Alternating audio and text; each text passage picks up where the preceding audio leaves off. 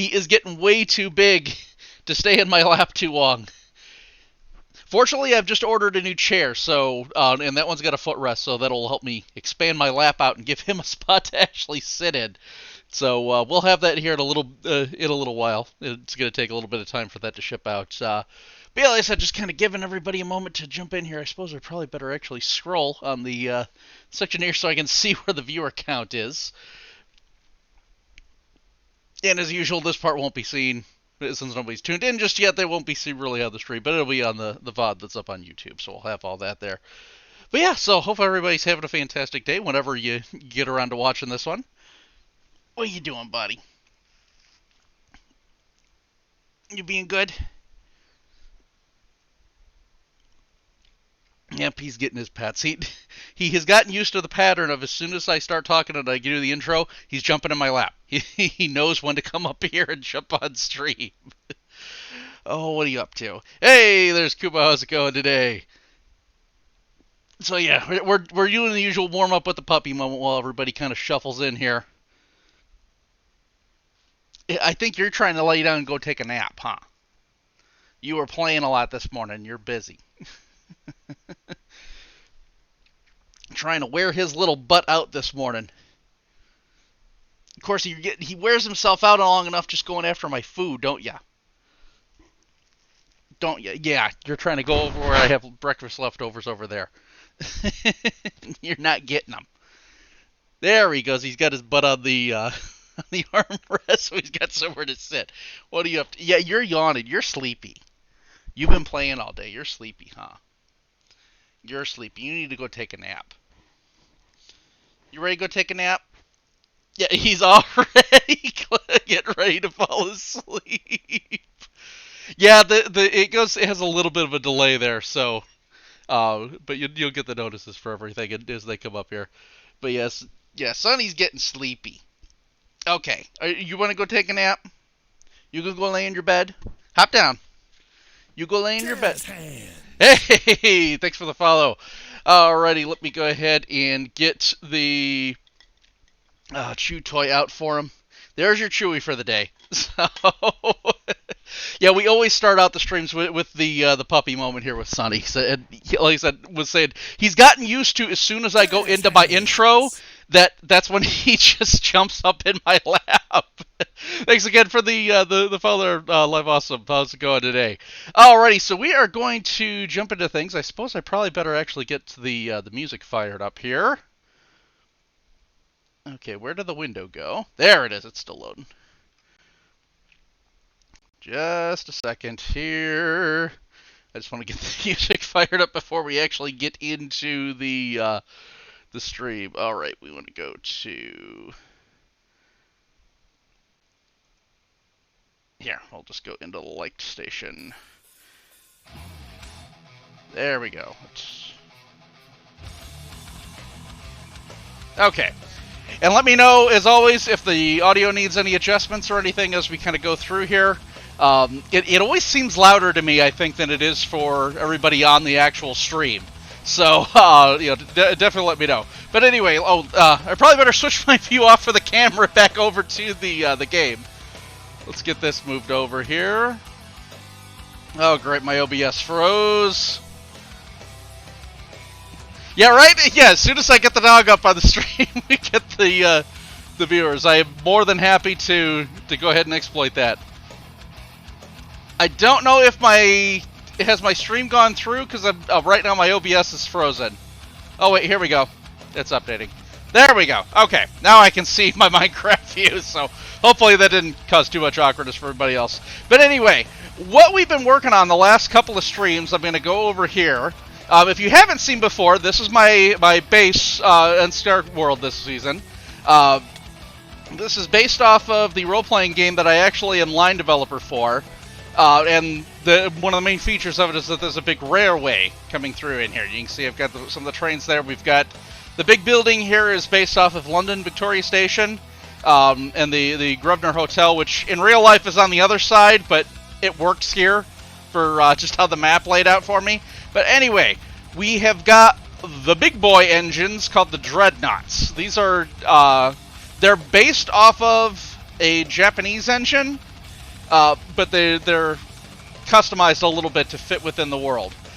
So this is the big thing that I have been working on for the past couple of streams. I still need to do some detailing work just to finalize, and one of the points is this right here with the numbering. I was playing around with this. I did on stream. I did go ahead and do the quartz lettering, so you can see what this looks like for the tender. And then if I go over to the other side, I did this off camera, and if you're in Scarworld's Discord, I had posted this. I made the banner sizes and got those posted. I like the sizing better. This seems to be more accurate. It just doesn't quite lay out as fancy to where I really need it to be. So I don't... And I've been kind of in a toss-up between which one I like better. I think both of them are a compromise in detail. They're just not quite where I want it to be. So what I'm going to do instead of either of these, and this is where I'm actually gone crazy, just with the level of detail I'm doing to build these things, I'm going to go make custom maps and put the custom maps together and put those on the side to create the actual number plates. Now the advantage with this is I can use it in more places than just these engines.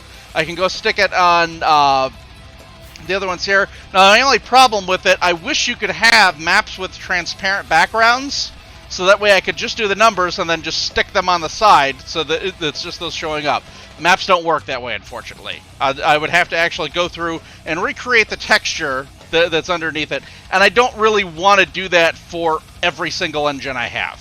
But basically any engines that are black, which will consist of the Dreadnought, I'm going to have one there. There's going to be one way out the other direction over here. I have this one here, the LYR Class 25. I can put the maps up here and do them this way. So I can use it in more than one location, and then that's just, go ahead and plop it. So this will be cool, yes, but it's going to be a pain in the butt with how much work we have to do to get this done. So the fortunate news is that it's fairly simple with a lot of it. I'm just going to do the plain black background. I'm not going to worry about texturizing it to the actual Blackstone. That's more than I really want to deal with. And it would make sense for the number plates to be painted so they would look smoother and stand out from the rest of the background of the metal. So I think we can get away with this. I think it's going to make sense.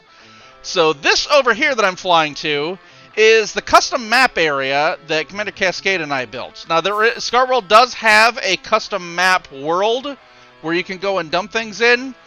I built this... I had planned to build this before the season even started. I actually went through and figured out the redstone for this.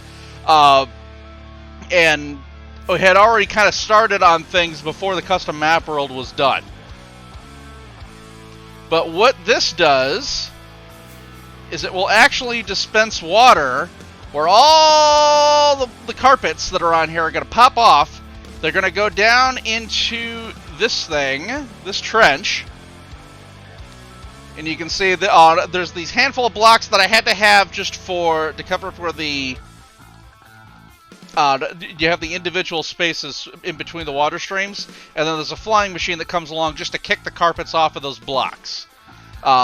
Went through a lot of engineering to figure this out, but I actually did manage it. And the build assistant of the Commander Cascade, so we both use this. You can see the move map that's on here. This one's already been created and locked. And that's actually available for purchase in my shop if you wanted to see it. So let me go ahead and pull this up. And we're probably just going to end up leaving... Oh, wait. Good. I am on my Silky pick. Just to make sure I didn't grab the wrong one. So you can see what the custom map looks like. And these are actually for sale in Coscos if anybody's on the server and wants to go pick one up. They are available in there. What we're going to do for these, we're going to make an entirely black map, which I have done before, so I don't need to save the plain black map. We've already done that. And then we are going to go through and put the lettering over top of this. And I've actually gone through ahead of time. I went online and I searched for the railway fonts used by the Great Western Railway and I figured out the letters that I need. I put them in a 128 by 128 grid, because that's how big the map grids are. So I can just go through, I'm going to put the black map as the background, and then I'll just go do white carpets on top, and then go ahead and map it according to there. So, without further ado, let's go ahead and get this kicked off. And you can actually get to see this in action. So you can see how this works. So we've got the rows of dispensers. The water pushes the carpets past the next row, so that when this one pops up, it just keeps the wave going.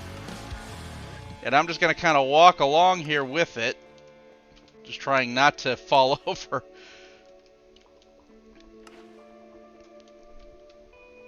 And yes, this took an incredibly long amount of time to go set this up.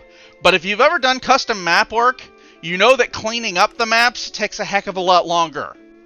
Just over time, if you're doing more than one, yeah, it's insane how much work this costs. You know, in the map world, the idea is you can do the maps and then just kind of leave them. It doesn't matter. The world just gets reset eventually. I like having them in this central resource. And we have the carpet duper. So this will recycle all the carpets that we have already. But if, we'll have a bunch of people that will come over here and borrow carpets from us to actually go take into map world. And then you will see we do need to go back and turn off the water stream now. And that little bit on the edge, it actually has gone through. It's just the map hasn't updated because it doesn't quite reach all the way to the end. And if I do this now, I got to be careful on the timing so I don't break the flying machine. And you can see the water's retracting at this point.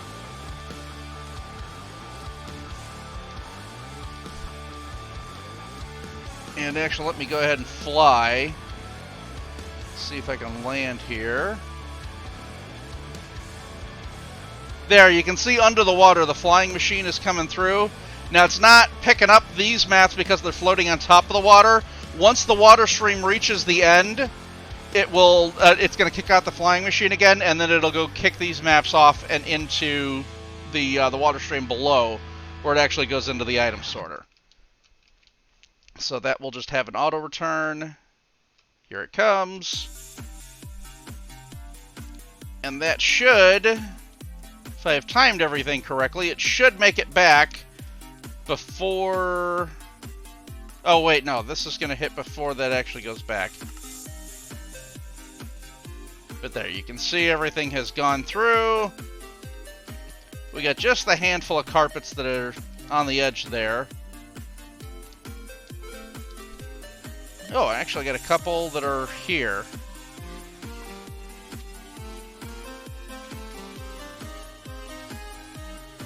We do lose a couple every once in a while, so it's not a huge deal if that happens.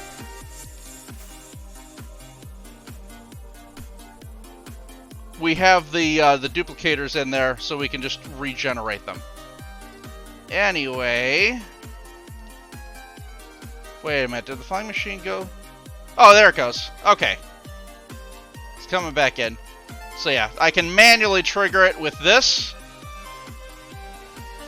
And that'll just send it for one more sleep since I didn't quite time the button press right. This way it'll go through and it'll just push everything off of those on the inside. So, now we can come down into where the actual item sorters are, where we have all the carpets. We've got this space over here. And we got a double carpet set up here just to keep the mobs out. So we're going to need a whole bunch of black. And we have the shulkers here to separate out for each of the colors. But yeah, in this case, we're just going to end up needing black. So we're going to take the grays out for right now.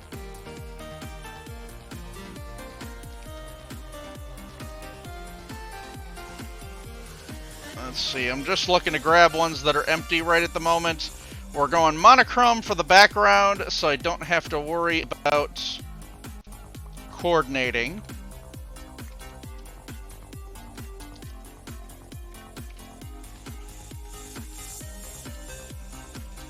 Okay, and then we need to go, we got a light gray and a dark gray, so we'll go dump these in here. gray. There's the light gray. Just dump those into the available space, and then we should have...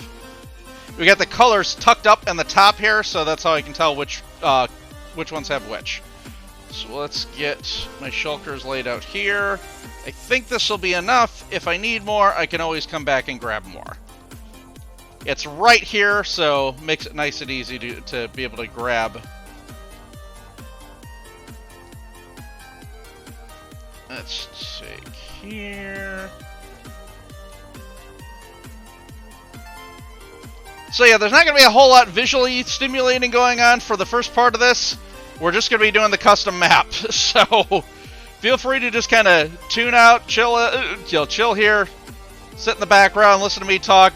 Definitely, if you have things you want to talk about, you get a wrong button click there. You got ideas for things? Post in the chat. I'm hoping to be a little more active on the chat with this one, just because I don't have as much that I need to concentrate on. With so many of the build items, I got to sit and concentrate and focus on stuff. For this one, I don't have to worry about that. It's all just chill it out.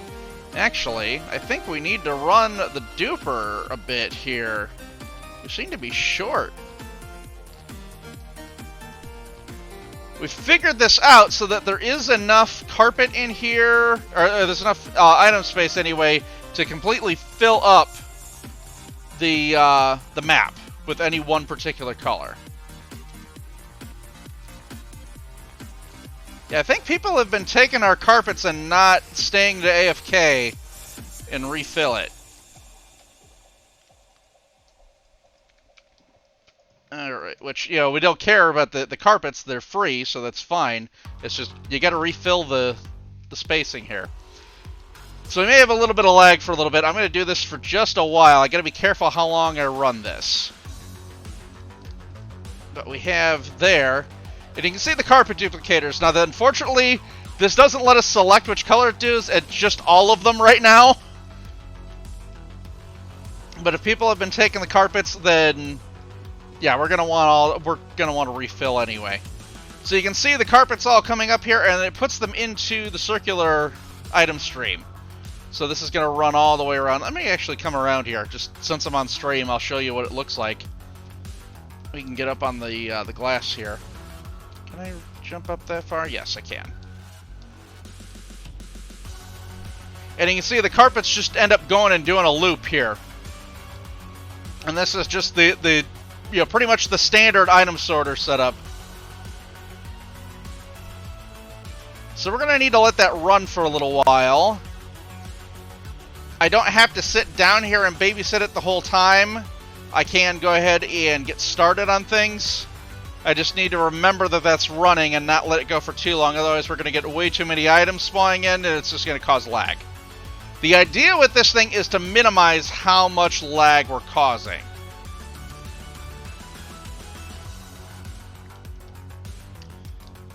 So yeah, we're just going to go through. I have to... Now, this top one doesn't have any carpets on there. This is past the map. The reason I do this, so that way we... there's no shading on the top pixel. Let's see here. Are you talking about for the maps as far as like pre-created designs, or are you talking about like the builds, like when I go to build the engines and that sort of thing? Because with like the engines and the organics and that sort of thing, like my buildings, sometimes I will go through and pre-create it. You know, do it in creative and do some setup there. But a lot of times I'm just eyeballing it. I just get the picture pulled up like the last time when I was on the last couple of streams, which you should still be able to pull up on the VODs. You can see I had the pictures, my references, and I kept referring back to them to kind of show the specific parts I was looking at. But for those, I was just going through and just eyeballing it. For the maps, for these, I am definitely doing a pre-created thing. So what my process is, I will get the pictures that I'm looking to do. There are some tools you can use online to kind of help you get it sorted as far as what blocks you're using. We're just using carpets, so it reduces the color map a little bit. You don't have all the in-between colors for that sort of thing. It's just the standard 16. But you can do there are maps that will show you how to do them with carpets, and you basically just upload your picture, and it'll load it into and kind of figure out what you're doing. For these simple, more geometric ones, all I do is I just get the image that I'm looking for, and I will load it into just the simple Microsoft Paint, make sure it fits on a 128 by 128 pixel grid, and then that way, as I go through and I fill in sections, I'll just go with another layover color to mark off so I can see visually which ones I've filled in already. Makes it very nice and easy for me to be able to keep track. And I'm just so you know, I'm just shift-clicking on these, because these are the dispensers. I'm just covering them up so I don't have to worry about it as I fill this in. So actually I can show you real quick, because I have, if I go over to display, you can see the first letter I've got set up on here. So this is like I said, 128 by 128 grid. So as I go through and I kind of figure out the carpets for stuff, oh, my sizing is bigger. Each dot here represents an individual pixel, so I'll be able to mark those off as I go through, so I know which ones are which. Now, I'm probably not going to leave all the color gradation in here, and I actually need to inverse these so that it's a white letter on top of a black background. So that I will switch over once I get to this. Like I said, I'd done the prep work, but I just hadn't gotten there yet. But that's what I use, it, just quick and cheap, and makes it as a handy reference for me to keep track as I'm going along. Alrighty, so I think what I'm going to do here is just run through the map and get the dispensers covered over, and then I'll go and turn off the carpet duplicator. That should be more than enough to cover what we need to replace the lost carpets there. And we do have some extra capacity on it.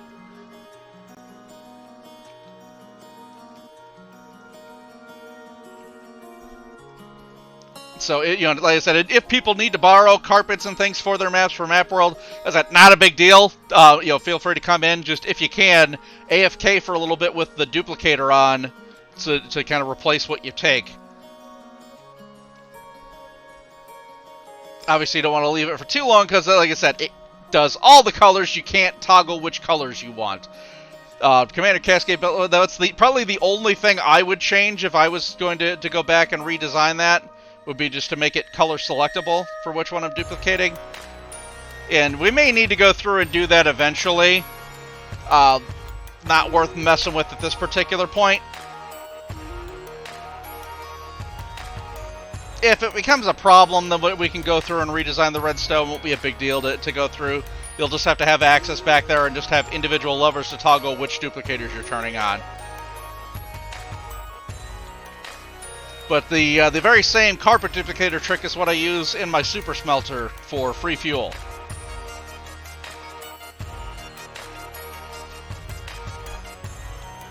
So yeah, riveting video content as I went through this here. It's not a whole lot to really keep an eye on here, but figure this will be just kind of a nice chill one. Everybody can just sit back, relax. I got the music on. You can listen to me drone on and on as I talk about different things. I probably, if I was thinking about this, I would have prepared a list of topics to talk about for when people don't post things in chat.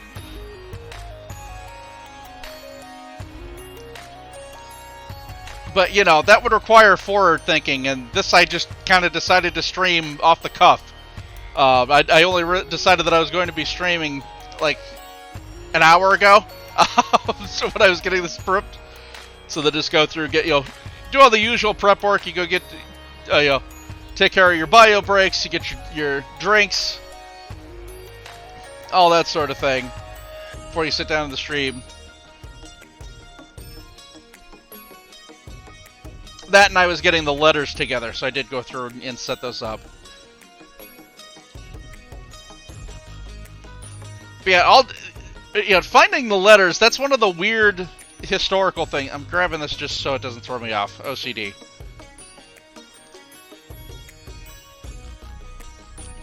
But yeah, all the random historical stuff I have to look up for my side job.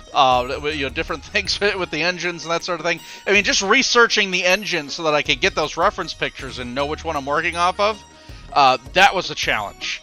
As I'd mentioned when I was building the thing, the actual engine picked for the picture, that was picked by the line developer before me, and I don't think he really researched the engine itself. I think he just looked up pictures, found one that kind of fit what he was looking for, and dropped that in. We're looking for like open domain pictures and that sort of thing for the art, so we don't have to worry about paying for that sort of thing. But yeah, honestly, I would have picked a different one, or I would have commissioned a custom artwork for the engine that we were working off of. I said the game is 1879. That's when the game first really starts for playable time periods. You're really kind of playing in just a little bit past that. We've advanced the timeline a couple years since then. We're probably about 1883 with the book we're currently working on. But if nobody has any other topics to bring up, I'll talk about that quite a bit and what I've been working on there. Because that's where most of my time has gone into lately. We got the angry flaps, and I couldn't hear it with the music going. Get out of here. Go ahead. I think that's the one thing I don't have over here is a bed. I should probably bring one over at some point. Or maybe we did put one in there now. I don't remember. I'll have to go back and look. But anyway, the actual engine that makes up the Dreadnought that it's based off of, it's based off of the JNR, the Japanese National Railway. Class number 53 is the type of engine, and it's number 43, if I remember correctly. And it's specifically that number engine because that's the only one that has had the streamlining retrofit done to it.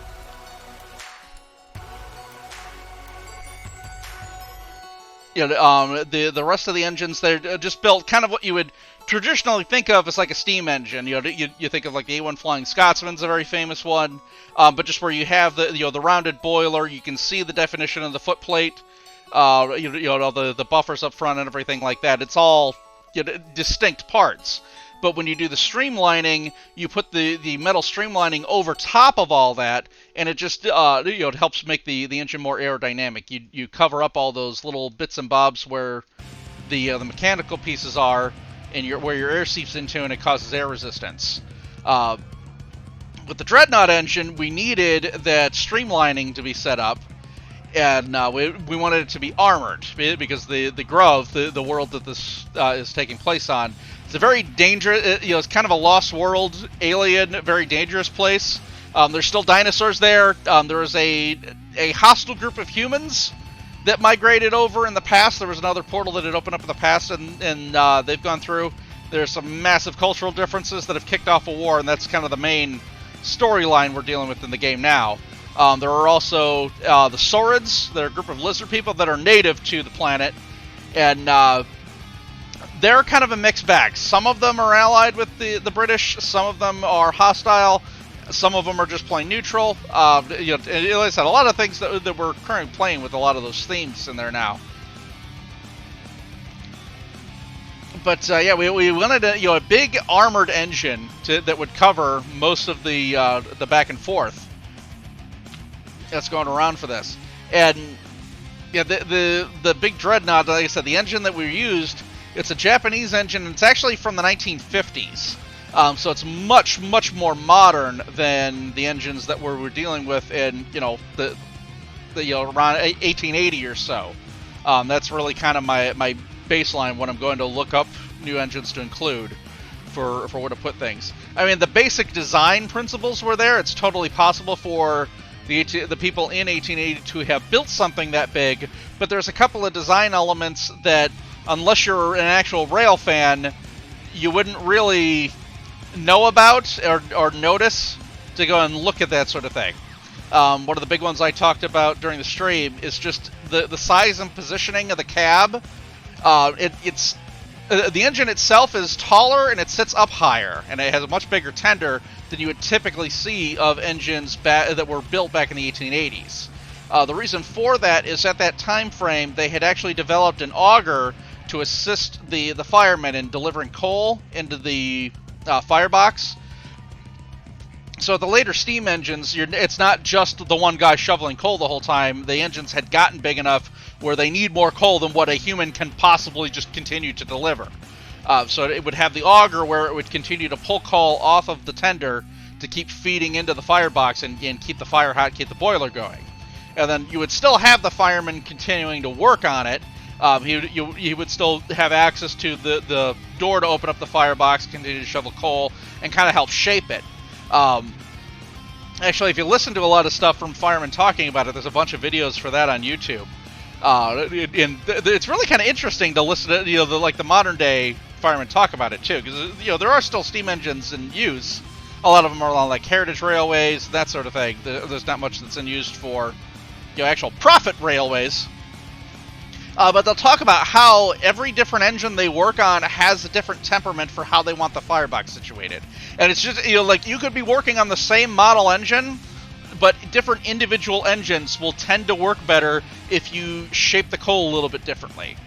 One of the general ones they'll do, just as an example, they'll do kind of a horseshoe shape. So you sort of build the coal up around the edges of the firebox to build that up higher, get the fire going there. And then it'll leave sort of a pit in the middle. And then you can also build up coals from that. And we are out of carpets in our inventory. Let's grab some more from this one. That was not what I meant to put down. There we go. But yeah, so interesting for that, and the firemen would continue to do that even when you had the auger going through, just to give it that direct shape. It's just you have more coal being delivered than what one man can sit and shovel. In the bigger engines and the more modern ones needed that because they needed that extra fuel consumption. They were bigger and they could run that much. A lot of the limitations in engines of the time was just how quickly can you deliver the coal. Now, the way the Dreadnought is written, it can kind of get away with that, because it's written. The way it was written in the book is that it's based off of a coke engine. So rather than using the whole big coal firebox, it's using an engine that's more of a flash boiler. So you just have powdered coke that goes through, and it just kind of aerates, and it just does these puffs that'll go through and continue to feed the fire. And then that will go ahead and run the boiler as sort of a flash boiler. So it's more fuel efficient because you're not having to just continually burn coal. You're just you're burning individual puffs as you go. And where you use powdered coke, that's very useful because it's essentially it's got the smoke already kind of cooked out of it. So you produce very little. In terms of the fuel, you produce very little smog in comparison to like a regular coal engine. The problem with that on the Dreadnought is the Dreadnought's a huge engine, and it wouldn't need to be that big if it's using that sort of a boiler setup. So yeah, like I said, not really.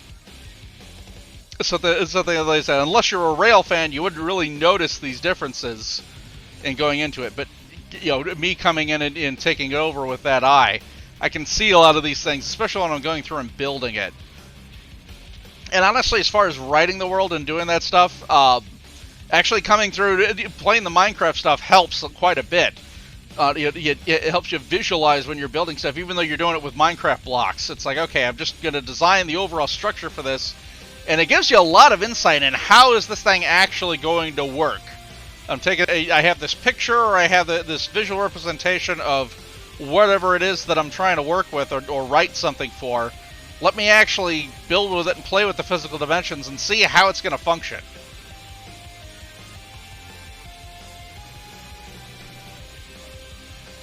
Just different things like that helps give you a little bit more of a reference point for when you're writing on things.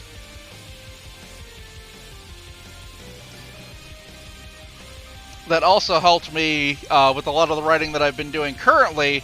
The big chapter, right now we're working on the Fort Alice book, which is actually the fort that I'm building, my base is based off of.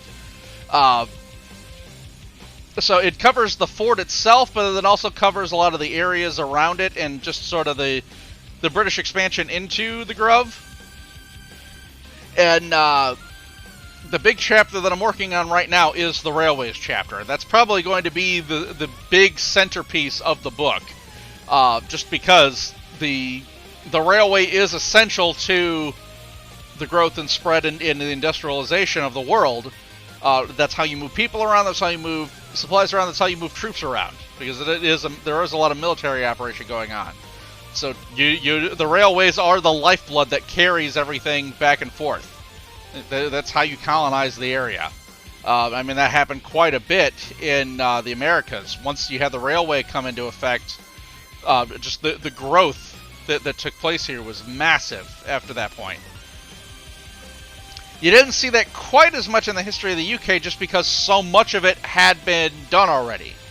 It had already been colonized. I mean, most of it was colonized by the Romans, but a lot of their setup was based off of the roads, because they went through and established all the roadways, and that's how they sped up the growth and maintained the empire there. Before that, you really just had a lot of individual city-states.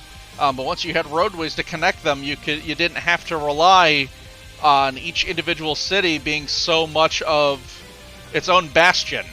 Once you get that interconnection, different areas can specialize in what it is that they're doing, and just you have that connection to be able to trade people, trade goods, trade ideas to carry that back and forth. So anything you do that expands upon that, just as far as your colonization is concerned, is going to give you explosive growth in that regard. Alright, we're almost done with this row, and actually I think I am going to go ahead and pause for just a second to go kick this thing off. I don't think we're getting too frame ratey yet, but I don't want to let it run too long. And just out of curiosity, how are we doing on the black? While I'm here, I'll probably go ahead and fill up. Yeah, see, it puts out more than what one hopper can catch, so we're currently on 2 chests, and it's still cycling around.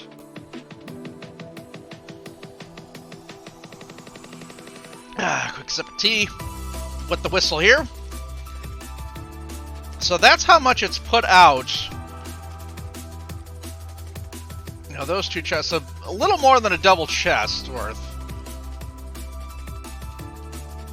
I think we'll be okay with that. Just to... As I said, all we really wanted to do was just replenish what was taken out. And I don't want to go too hog wild on it, because it's running all the colors at once. And I don't want to overwhelm the system. Okay. Since we're here, we're just topping off. Okay, good. This takes a crazy amount of carpets to be able to do this. Alright, here we go.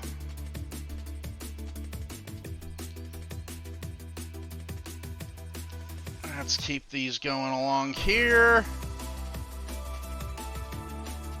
Let's see, where was I? Oh yeah, I was rambling about the about the railway chapter. And I think I've lost most of my viewers here just listening to me ramble.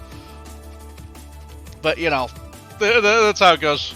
That's fine. People can tune in, tune out as they go through. Not a big deal. I'm not particularly worried about it.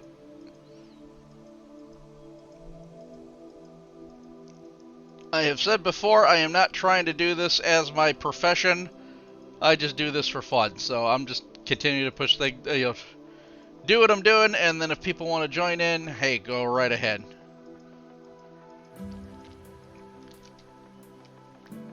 Grab that. Okay.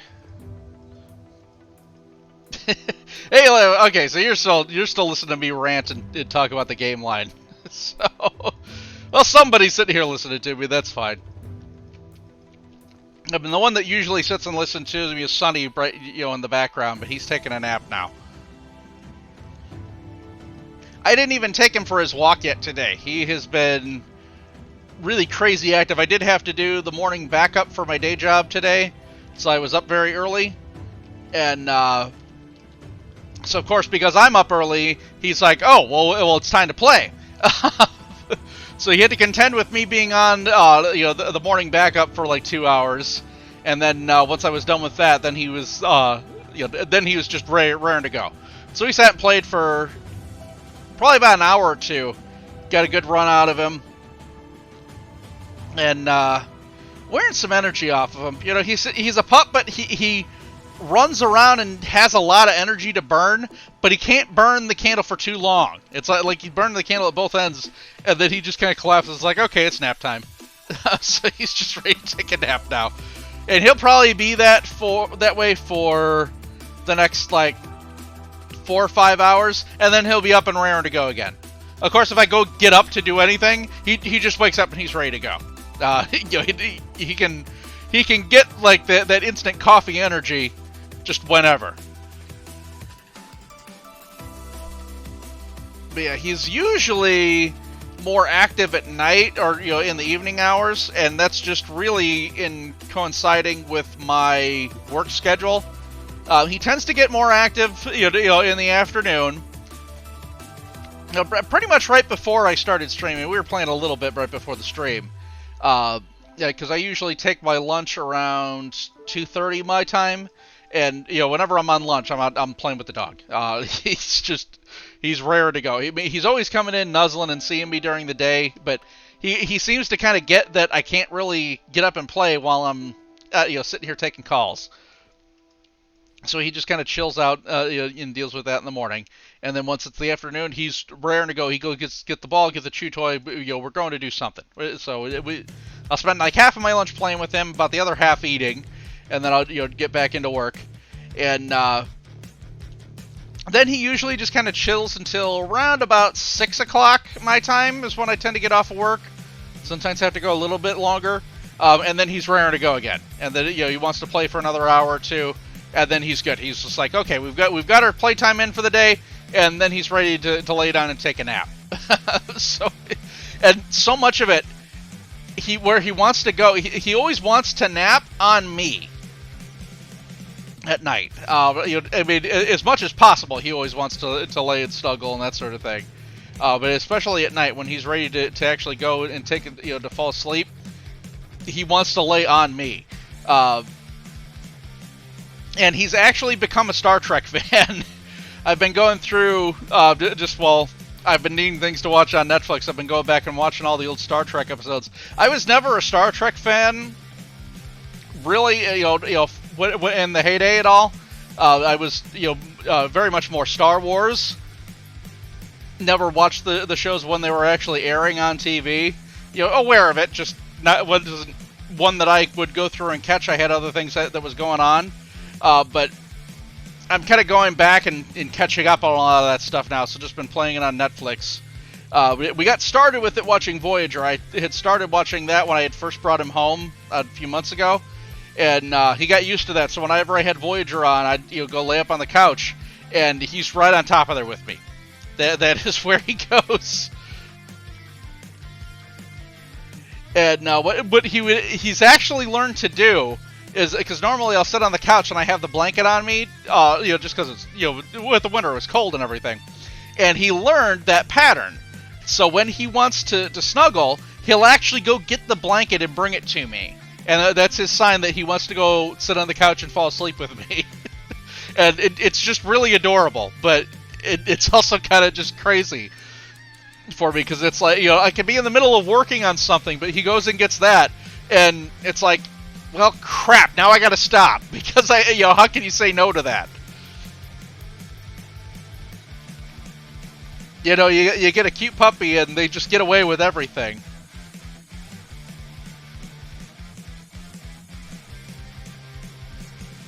I kind of have a history of that with my family. My parents have 2 dachshunds at this point.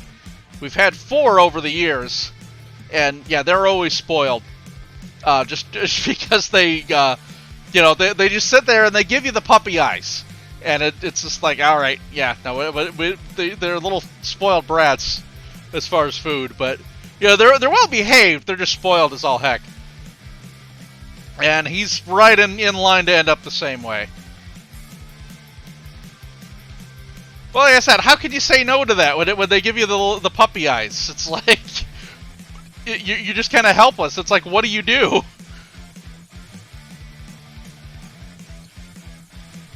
All right, we got what, 3 more rows, I think. Yeah, because the other one over there is the trench, so we're good here. And then we got to go back and fill in all the in-between lines. But see, when you're only doing one color, it makes this a heck of a lot faster. To be able to just actually go through and just keep placing blocks. I don't have to go through and figure out which block I'm doing and where I'm placing it and everything. I will have to figure that out when I'm doing the letters, so you'll see it's going to go a little bit slower. The nice thing with that is I'm only filling in, it's still only one color, so I don't have to toggle back and forth between colors. I'm just going to do white letters. But the other portion is I am, I'm not having to fill in the entire map. I'll have the background done already.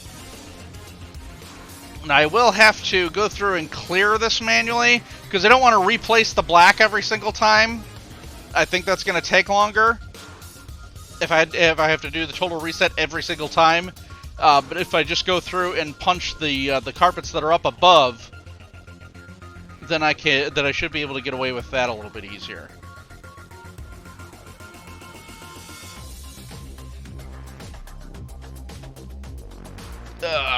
Give my neck a quick stretch there.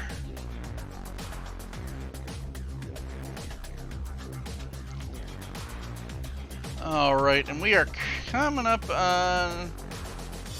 Well, we hit 45 minutes here, so... To get that as a rough idea, I mean, I did go through... I did some preliminary talking and everything before I got started on this, so...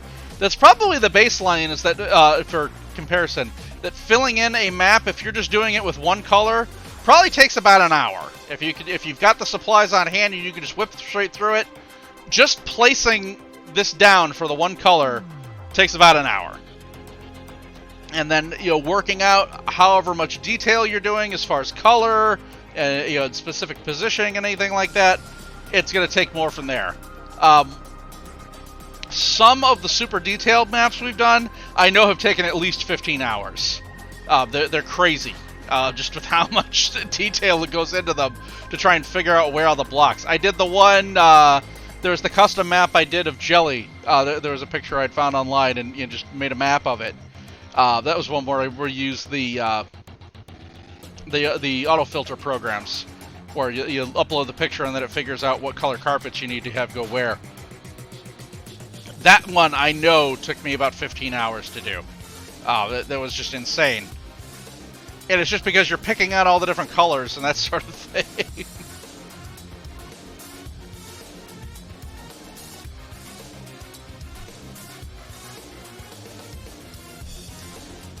And by the way, if any of my Scarworld peeps are actually online and want to help with this, by all means feel free.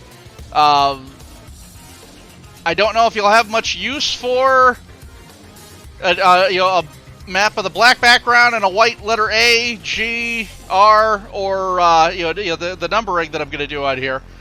But if you can use it, you can have the map if you help with it.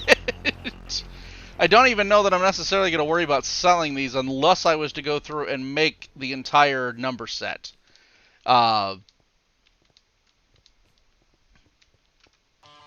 Alright, and now this should go a little bit faster because I don't have to be holding down shift so that I'm not hitting the dispensers. Come on. Although it does give me more of those where it's popping up. See? I don't know that that's misclicking or if that's just me being a derp. There we go, now we're on a good streak. Well, of course, watch, as soon as I say that, I'm going to stop. Yep, right there. See, I called it! Okay, we can leave the ones going out now because we're just going in between.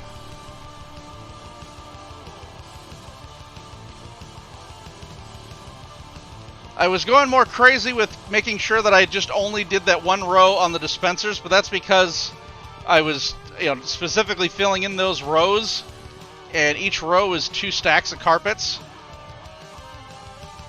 So it made it a nice even numbering, and it would makes it easier for me to keep track. Just sort of a no-brainer if I could just do it based off of stacks. But for filling in the middle, I don't really care, because this just gonna get go much faster, and 2 just get kind of filled in as a block. All right.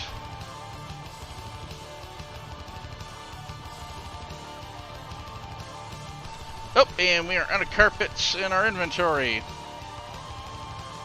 We'll do that. We'll put 1 back so I can pick up the shulker.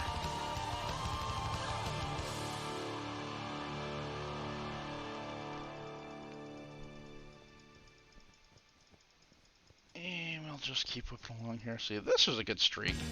See, as soon as I was about to say I'm on a good streak, see, even there I screw it up. I've been watching Mumbo too long. I've absorbed his spooniness.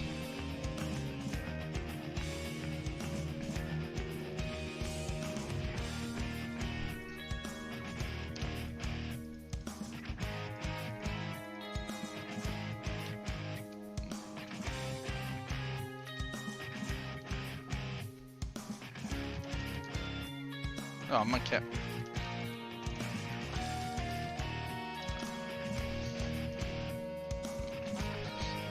I will totally take a break and help run a prank if that's what the plan is. If we can figure this out.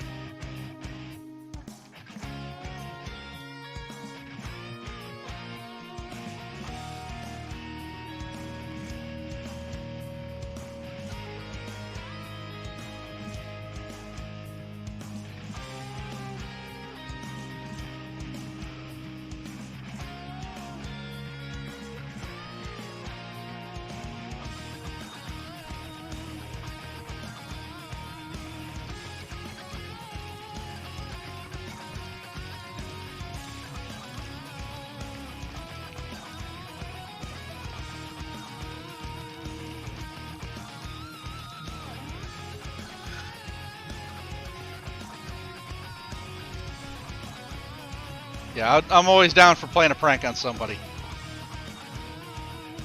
Oh, too late.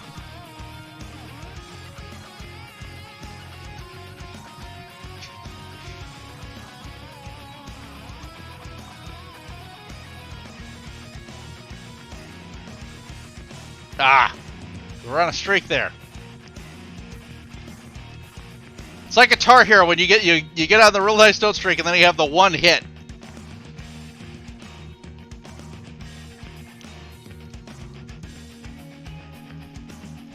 If it goes off and it's on the ground level, I don't care. That's fine. But if it's an extra one, stick it up. That I don't need.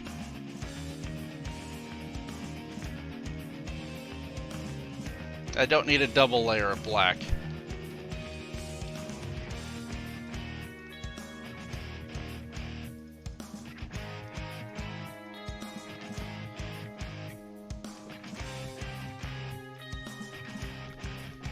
Okay. But yeah, it actually looks like we're making some progress with the mini-map here.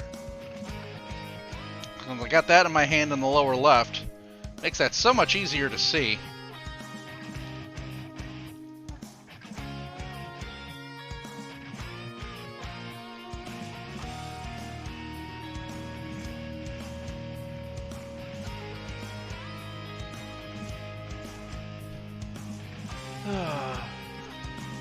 Oh, looks like Sonny's up and stretching there too. What are you up to, buddy?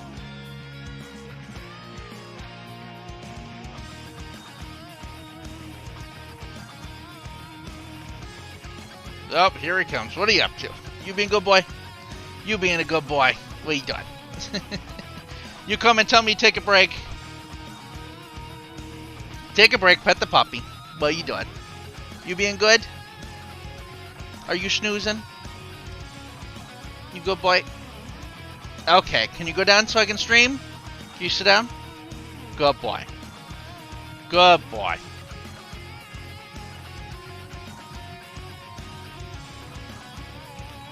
Oh, he's poking around on the other side of me looking for food now.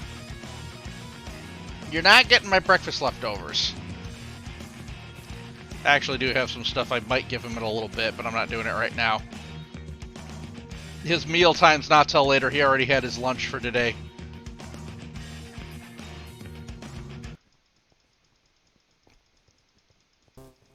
Ooh, ah! I was about to say I did like a full block streak, but then I messed up the last one.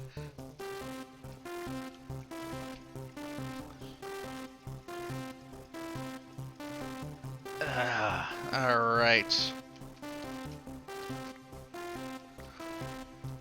The nice thing about when I have to go pick up the other carpets, like I said, I'll do the white lens as a double layer, so that way I don't have to worry about replacing.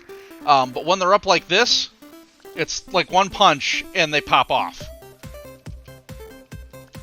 Whereas if I place it on the ground, you can see it takes that extra second or two. So it'll make it much easier to go do that. I can pretty much just insta-mine it if I point my...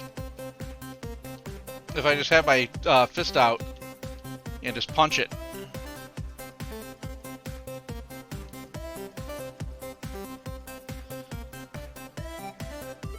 Since it'll be up in the air...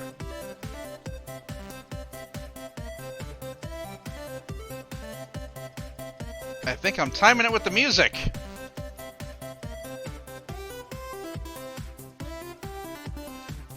Oh, missed again.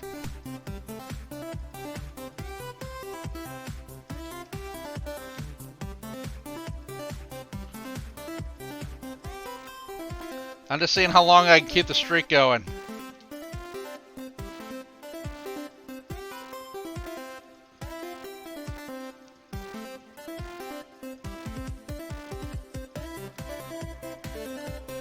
You gotta find ways to keep yourself busy when you're doing these. Because it's very monotonous. So there's not much else to occupy your time.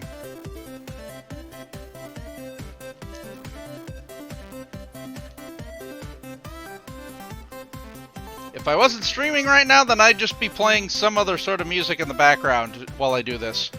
Or other YouTube videos.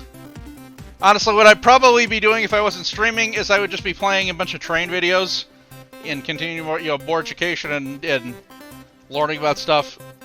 Because that's what I'm writing about right now, so I have to get more, just keep absorbing it as I go. That's what I've had a lot of on during the day, is just, like documentaries and that sort of thing about, steam engines and that sort of thing.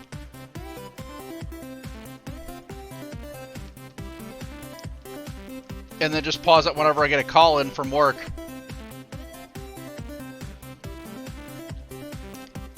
Of course, I'll also watch the Hermit videos whenever those get uploaded.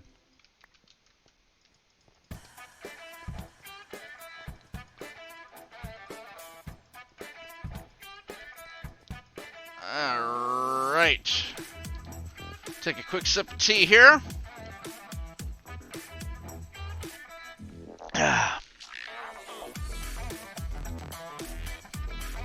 Wow, we're out of carpet already. Jeez. You see how much faster that goes when I'm just doing them in a solid line.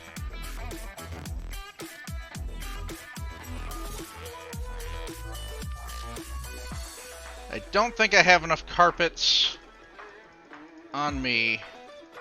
You know what? I might actually have to go turn the duper back on. Let's finish these 2 rows and then we'll go do that.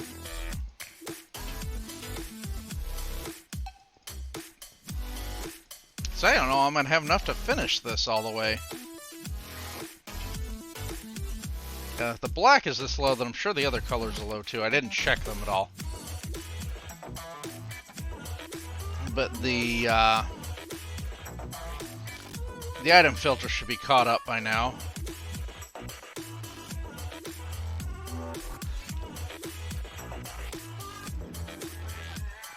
Alright, I'm getting pretty good at that.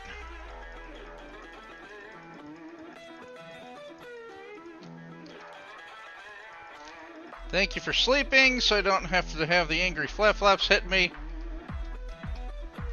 Yeah, I can't hear them with the music. Their sound's a little bit too low.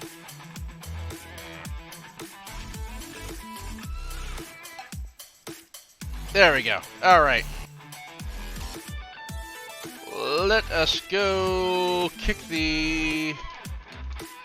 Let's just make sure we're out of the way here.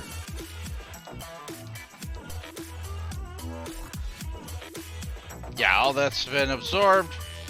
I probably would have despawned by now if it hasn't been absorbed anyway. Alright, let's go ahead and kick that on.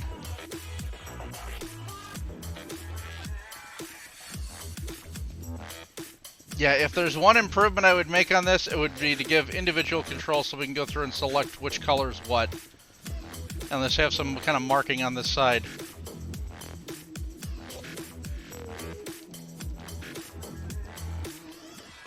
Because you can see them all going off. It's just a big rainbow explosion.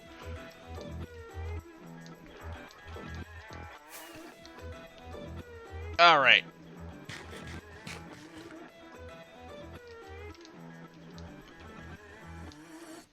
Let's keep this thing going. I didn't worry about filling up there because it wasn't actually in the item storage this time.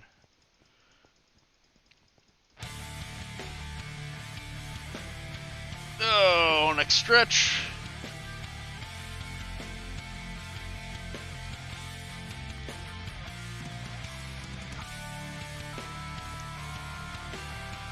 Okay. Yeah, so just to kind of get back where I was talking earlier, I was talking about what my current writing projects are for the for my game line. So the big one that I'm working on right now is the Railroad chapter. That's going to be kind of the centerpiece of the book. I've actually gotten some people that are doing some writing for me. So been very pleased to see we've got progress going on there. I got one guy who's working on the Zulus chapter for me. We've had some, if you know anything about the British history with the Zulu Wars and everything like that, we've had some changes with how our history goes through. They're actually a part of the regular British forces at this point, and actually do extremely well in the Grove. The Grove is a very hot planet. Essentially, it's like its own ring of fire. The planet itself is kind of an interesting thing, and this is another one I did. I did all the astrophysics and stuff to figure out the mapping for it. But the tectonic pressures on the Grove are just absolutely insane. First off, the Grove itself is not a planet.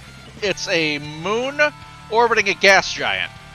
And the gas giant is orbiting a white dwarf star and has two other submoons, these micromoons that are also in orbit.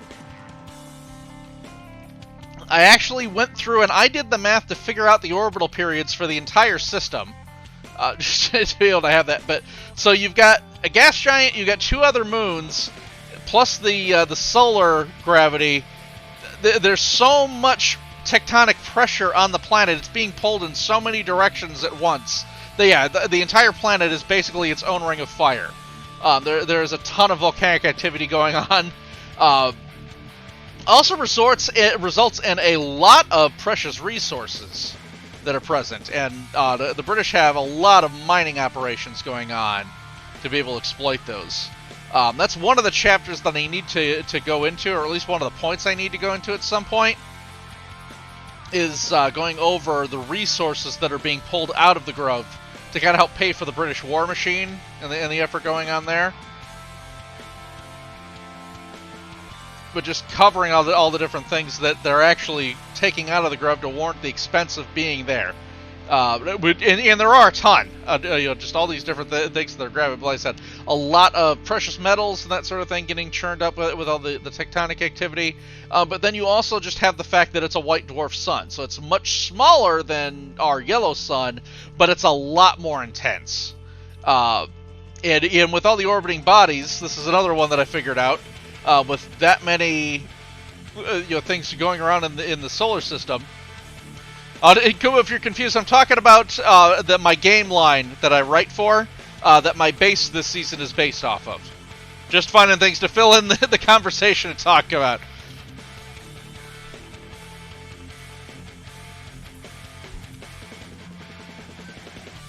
If you have other topics you want me to talk about, by all means, throw them out there. I'm just kind of filling in the void because I'm just sitting here placing a bunch of carpets. But as I said, so with that many orbiting bodies going on, and with the smaller sun, solar eclipses are a much more common occurrence. So this justifies why you have the steampunk goggles trope. Why people in the Grove would actually wear goggles. I said it's a popular thing in the whole steampunk ideas culture, I guess, that everybody wears goggles, but there's never explained a reason why everyone is. Not every single person is an actual workman or someone that would actually need them, or an engineer. I guess is the idea I was going at. But no, there's a need for everyone to have it because you have to have them with the eclipse filters on.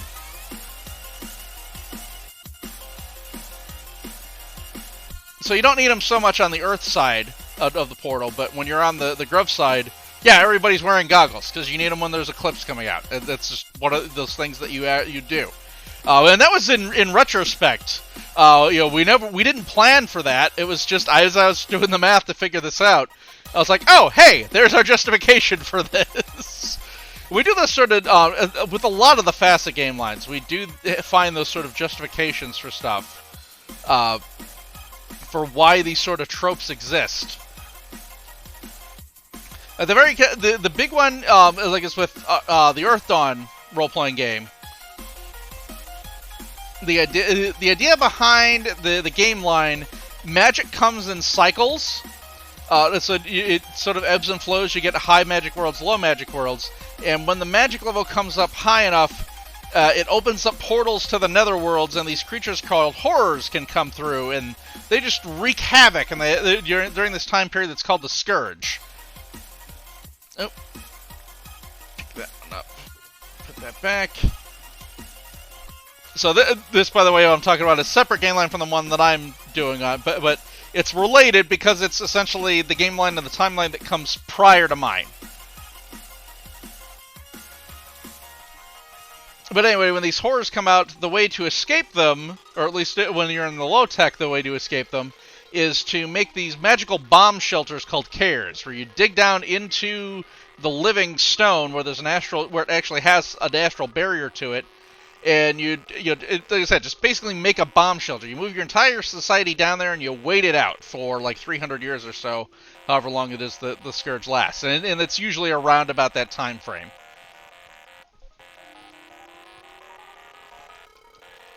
Did I have one lost there? I'll figure it out when I go back.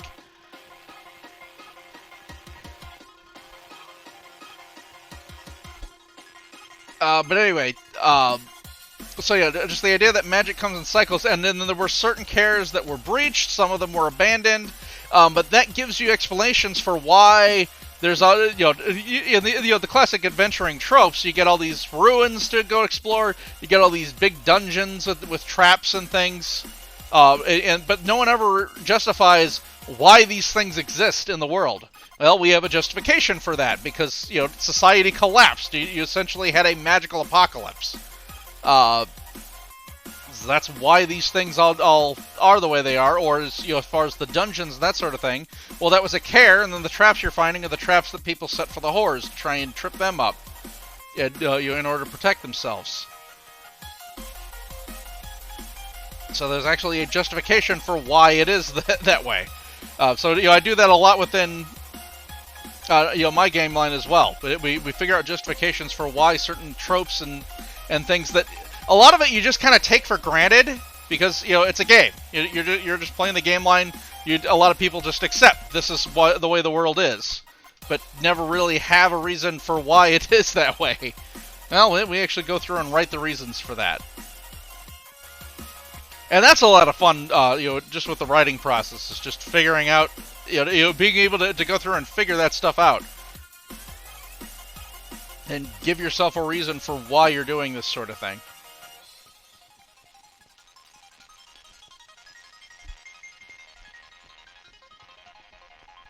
I actually had thought quite a bit about that just from independent writing, not related to my game line. But if you were to have a truly steampunk world, how would that come about? How would you actually end up getting something that's steampunk?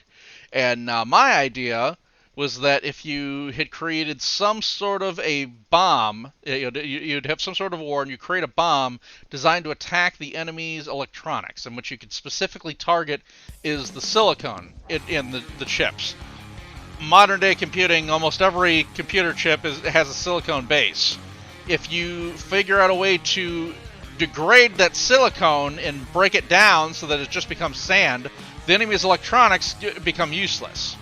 But if that bomb gets into the wrong hands and gets spread worldwide, or if it's some sort of like an airborne powder or whatever, and it gets up into the jet streams and gets carried around and spread worldwide, it ends up hitting your own electronics, you're also screwed. Now, you would still have all of the industrial know-how and all the metal smelting technology and that sort of thing, but you wouldn't have all the modern digital computing and that sort of thing to be able to work with. It would essentially take you back to the dawn of the industrial era, as far as how all that's concerned. So it's like a semi-apocalyptic event. You're not completely screwed over, whereas in the world was just completely destroyed, and this was the point you built back up to. You'd still have like I said, that knowledge of industrialization and the techniques and the resources for it. You just don't have the the digital computing capabilities.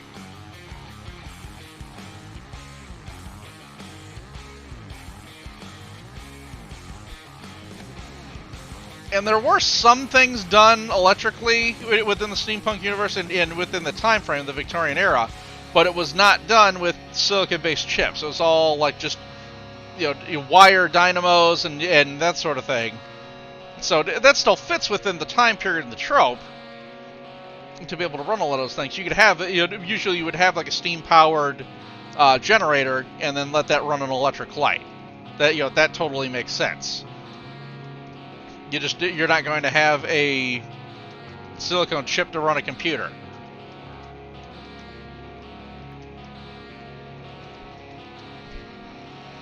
It could also give you some justification for like diesel punk and that sort of thing, where rather than using steam, you're using gas and diesel, and that's sort of like the Mad Max sort of trope. I mean, you could have that as well and use the same justification. It just depends on what fuel source you have.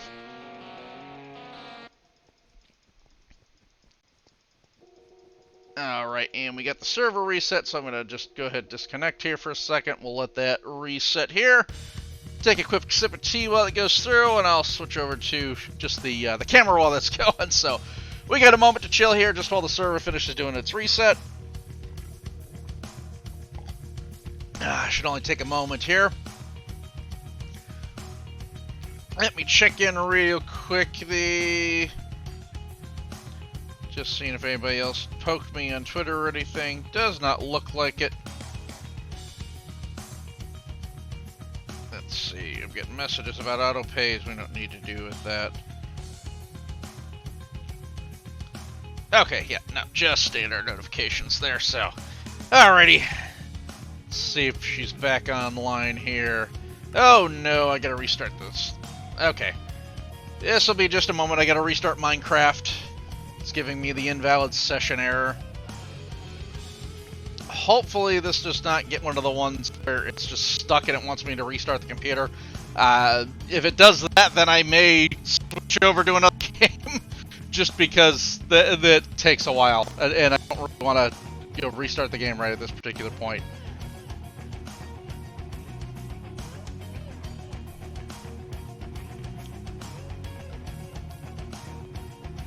So, please bear with me here. Game fired up. It looks like it's going to go without delay. Hopefully, maybe. Yep, there it is. Okay. Then we get back in here.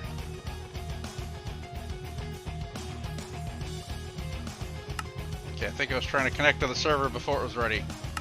Yeah, it says connection throttled. Okay, should take just another second or two here. Again, apologies for this. These are the standard maintenance restarts.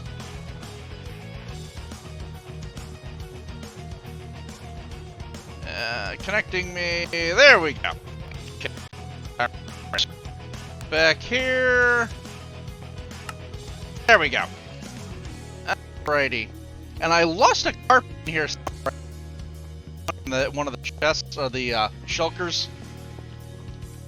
You can tell, once I hit the end, I'm one carpet short. So I got a feeling I dumped it in there somewhere. I'm not going to go digging for the one carpet right now. I got plenty more to place. I'll get to it once I run out, which should be shortly here. Oh, jeez, come on. I lost my groove. Jeez. I don't care if it goes, you know, like down here. That's fine. That's not a big deal. But doubling up, I don't need the double carpet layer. The rest of it's going to have to get filled in anyway, so that doesn't particularly matter. Oh, here we go. So yeah, just kind of chilling, placing carpets. I'm watching the chat here. I still don't see any other discussion topics coming up. So, as I said, if anybody has suggestions, if you've seen our viewer count keeps kind of going up and down. So, if you're joining in, you're confused, you want to know what's going on, just give me a shout out. Let me know what's going up here. But if you have any topics you're looking to discuss, feel free to chime in there. I think I put a couple of, if I remember correctly, on the channel settings in Twitch, I put a couple of the suggestion ones I put up there.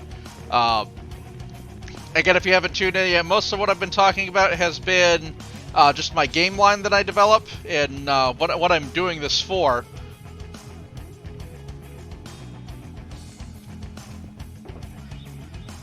Okay, yeah, I think my carpet that got stuck was in there.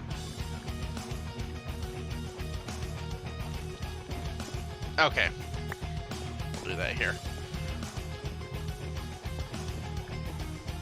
But yeah, so the game line I developed for, there's a lot of, you know, it's ridiculous when you have to break down the chain of events rather that got me to this particular point. So I write for my game line, which has a lot of trains in it. You know, I build my game line, it puts it in Minecraft, it has a lot of trains. I want to make the numbering plates for the trains. Well, I don't like either quartz or banner numbering, so now I'm going through to make custom maps to make that fit. It's just like, you know, at a certain point you look at this and it's like, how the hell did I end up here? It's ridiculous, some of the things that I do. As I said, honestly, this is just kind of feeding into my obsessive, for detailing. To be able to get one that looks right, that I'm at least satisfied with as far as the appearance goes. Alrighty, how we doing here? Now that last batch is going to throw me off because I think I only grabbed like a 34 stack. So these won't end evenly on the stacks here. At least I don't think they will. Yeah, no, we're thrown off, but not a big deal. I don't particularly care. They all just have to kind of get filled in.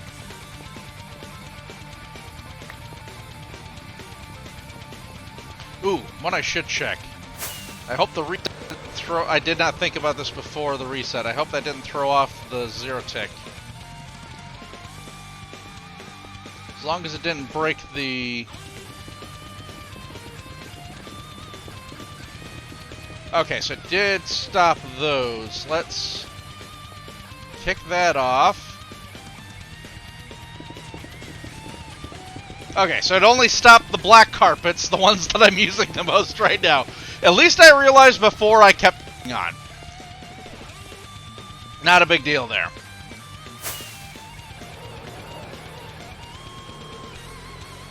And I'm not going to worry about filling up yet. We got plenty more for a while here.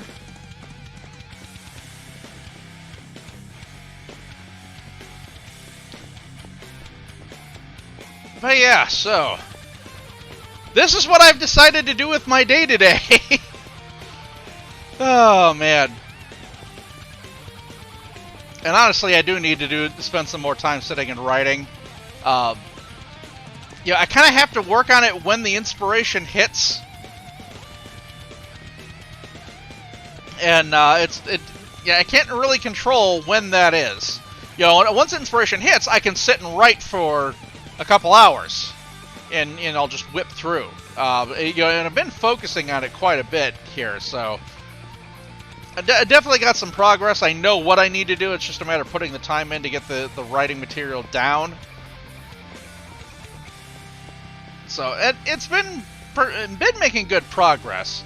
The hope is to get most of the writing done by the end of the month, and I think as long as my other writers can continue to contribute, and if I can figure out what I'm doing with the last of my remaining chapters, we should be on target to make that happen. Then once the writing's done, it goes to editing. Once the editing's done, we go to, you know, the art people are working on things simultaneously. Once the editing is done and art's done, it goes to layout. And then once we've got layout done, then it goes to the printers to actually have the book made. And while we're finishing, you know, we get some of the layout done and get that going, we get our Kickstarter running, so we can actually go ahead and fund everything for the printers. But we wait until the actual writing is done before we do anything with the Kickstarter, just so we can show, hey, we've got the material done here. We're just looking to fund the printing costs.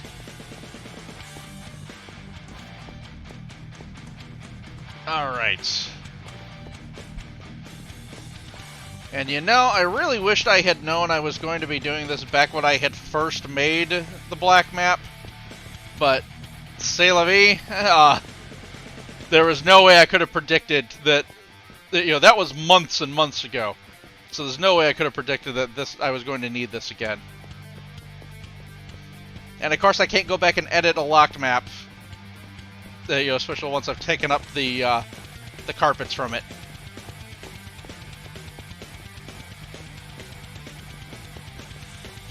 Alrighty.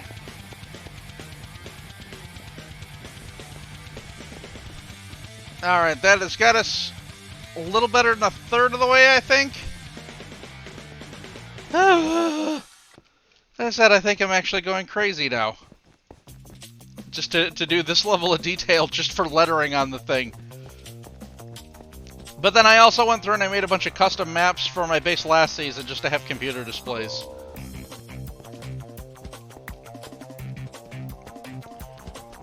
To be fair, those did look pretty cool. I think they turned out pretty good. And I'm sure that these will turn out good as well. It's just... It's still crazy to me that I'm spending this much time on it just for such a small detail. You know what, actually, real quick, need to do a posture adjust. Oh, we got flap flaps. Oh, let's get out of there. Get away from them. Just keeping them up over here, so they don't try to attack me. Once they're on fire, they're getting hit and they don't jump around towards me. Why did you not, you know, stop being on fire? Keep burning.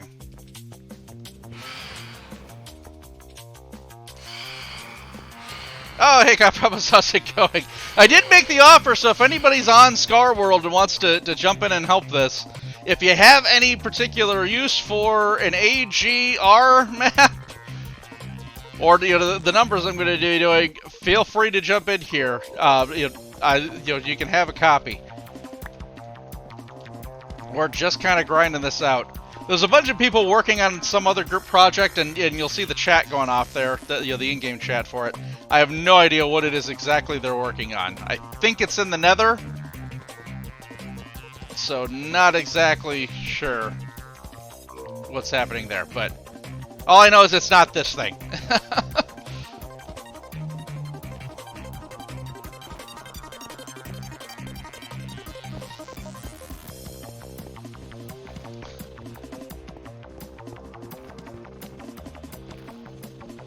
But, you know, watching me slowly go mad, I think, is kind of what people watch the streams for. Yeah, and I say slowly go mad as if I wasn't already crazy.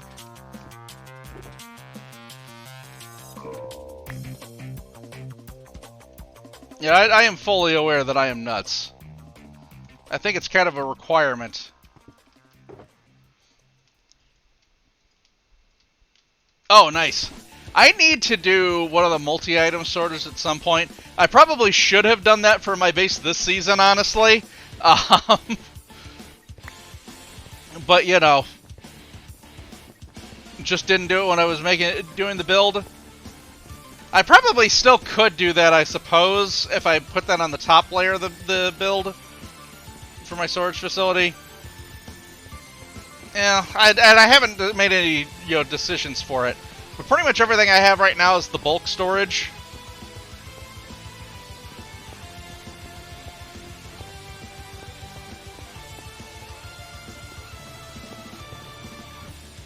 Excuse me. I had a frog in my throat. I was working out there. Okay. Yeah, making progress with this. I think one more section and we're halfway. So, I mean, the progress is going pretty well, I think.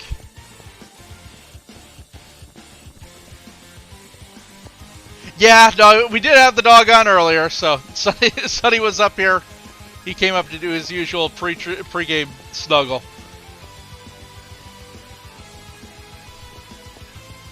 Yeah, that's kind of the way how the redstone contraptions go. It's just... you build it and then you figure out if it works, and if it doesn't work, then you kind of poke at it for a bit. I mean, that's how I learned doing redstone doors last season. You know, because my door knowledge and everything like that, most of my redstoning, really in general, I learned off of Mumbo. Which means I build it, I poke at it for a little bit, I'll throw some observers and change some repeater timings if it's not working, and if it still doesn't work after that point, then I just go look up Il Mango or or Tag or one of those guys that have an established build and just do that. Usually Il Mango. That seems to be the general resource for it.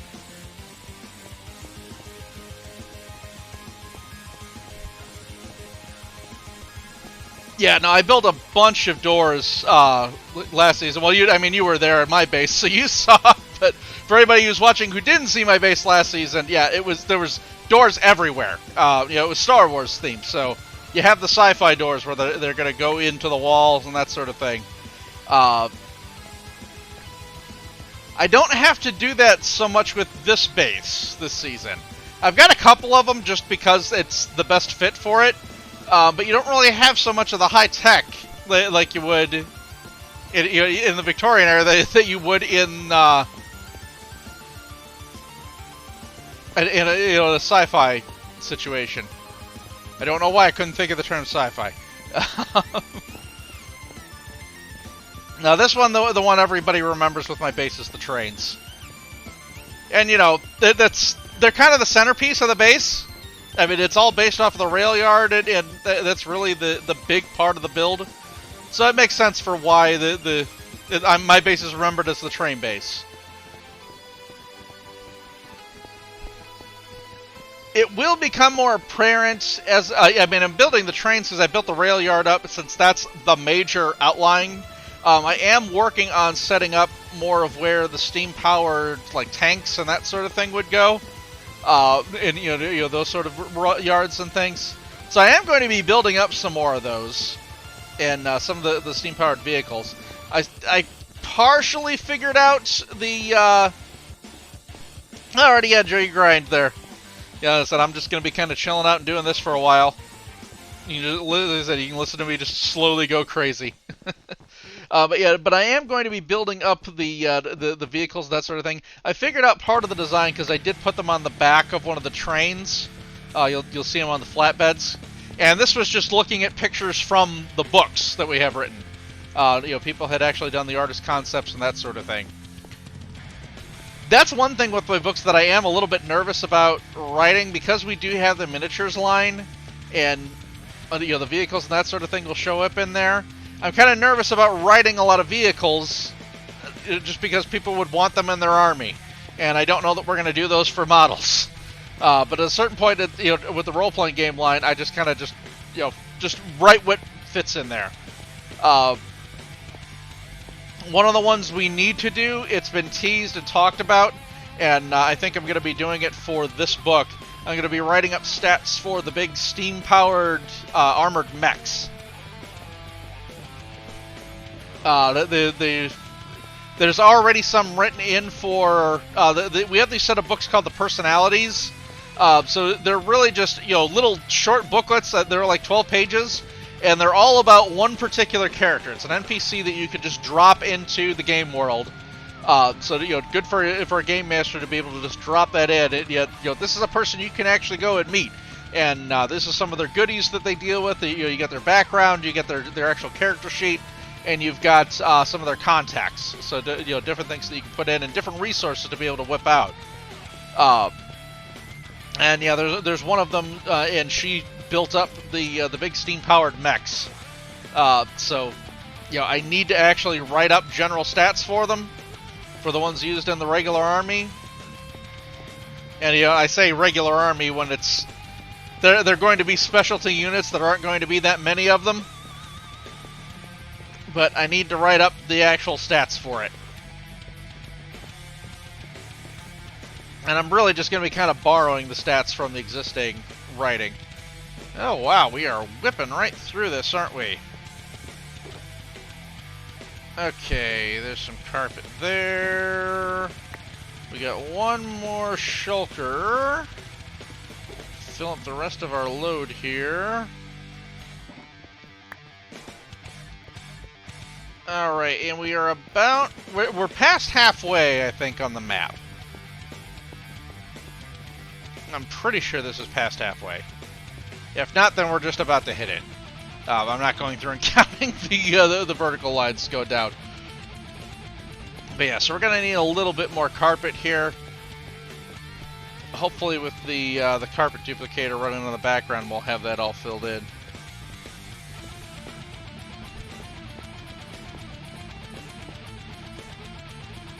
And that should hopefully have replaced what people have taken out and not replaced themselves.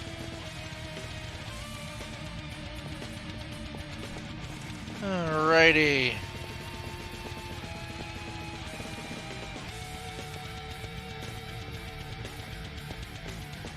Let's see if we can get this road done here. Almost there. And once I'm done with this, I need to do a quick posture adjust. Almost there. Okay, good. Okay. Quick second to adjust the posture. Move around a little bit. And of course, Sonny's coming over. What are you doing, buddy? Oh, I gotta stretch the back out. Oh, he's coming up on camera. What are you doing? Are you coming to say hi? Did you come to say hi? You came to say hi again. What are you doing? No, I'm not getting up. I was just stretching. You know what stretching's like. You do that all the time. What are you doing, buddy? You're just on screen being cute. Let's switch the view real quick. What are you doing, buddy? Even though nobody cashed in for the puppy break, I'll bring him up here because he's wanting to say hi. What are you doing, buddy? No, you don't need to go after my keyboard. Or are you just trying to lay down to sleep? Yeah, you're trying to sleep. He's been running around playing all day, so he's tired. What are you doing, buddy? There, you're looking towards the camera better. Normally, he looks at me. You're getting used to looking at the camera. What are you up to? What are you up to, buddy? You being good? Are you being a good boy? Yeah, he's a good boy. Alright, you gonna hop down? Can you hop down? Hop down. There you go. Good boy. You want a treat? You're doing good. We got your treat. Over here. Let's see if you can do it for the camera. You sit? Can you lay down? Good boy. There you go. Okay. We'll let him go back and do his thing. Let me switch back to the Minecraft layout. Oh, and I need to run and try to get... I think there's a bed under here. Before the flap show up. Why do we have fire there? Gonna go through the portal hole here. Is there a bed? Yes, there is. Come on, we're almost to night.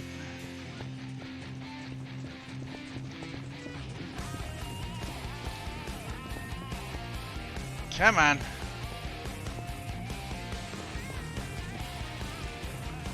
I know we're almost to nighttime. Or did I go... Or did we cycle through it already?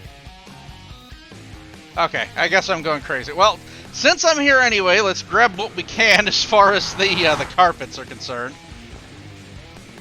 I don't think I'm going to have enough to fully refill yet. Oh, we're not doing too bad there. Oh, nice. I think we got a little better than 3 double chest fall. Okay, good. Let's toss those back in. We're just going to fill up what I can here.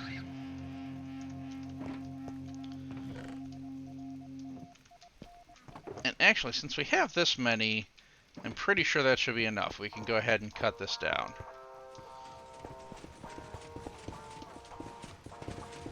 Let's go on and kill this, just so we don't have all the entities running. I want to minimize how much actually has to despawn.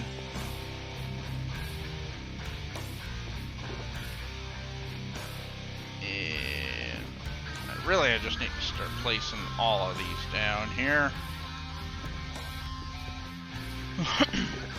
Okay, so we're going to start filling this up. The lower one. So between what I've got in my hot little hands and what's currently running around in circles, I think that will fill us up.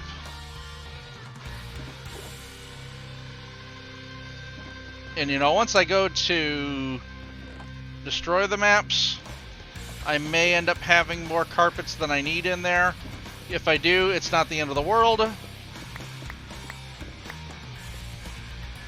Okay, we need to put 1 stack back so I can pick up the last shulker. No problem. Okay. We're restocked. We'll go back in there. But that should minimize how much the system gets full on. And you know, there is a little bit of backfill just because we have the hoppers to fill up as well. And, you know, that's not insignificant with how much is actually in the hoppers and how much those need. They do end up taking up quite a bit of space. Alrighty. And actually doing this since I stopped on the edge, this should reset us as far as even numbers on the stack.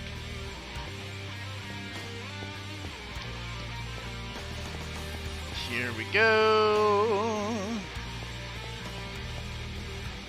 It's that hole. There we go. All right. So we're past the halfway point, and we're about an hour and a half into the stream. Now, not all of that was full streaming. We've had a couple of puppy breaks in there. We had a little bit of a base tour on there, so... Okay, so maybe my estimate earlier saying it takes about an hour to fill in the map was too generous. It took me about 45 minutes to fill in everything, just covering the dispensers.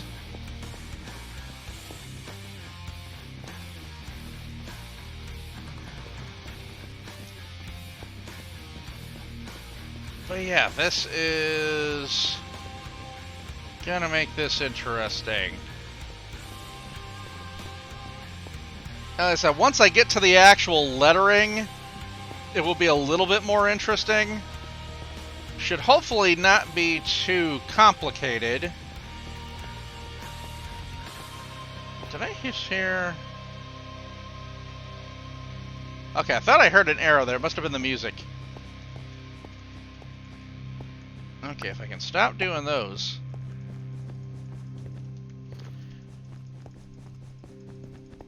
You know, if I need to do this next season,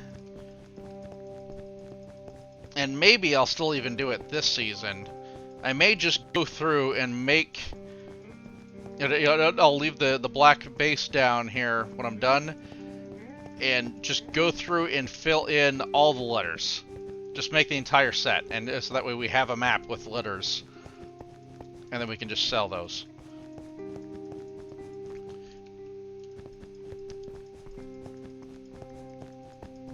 You know, having a nice clear font to be able to spell things out with, I think would be quite handy.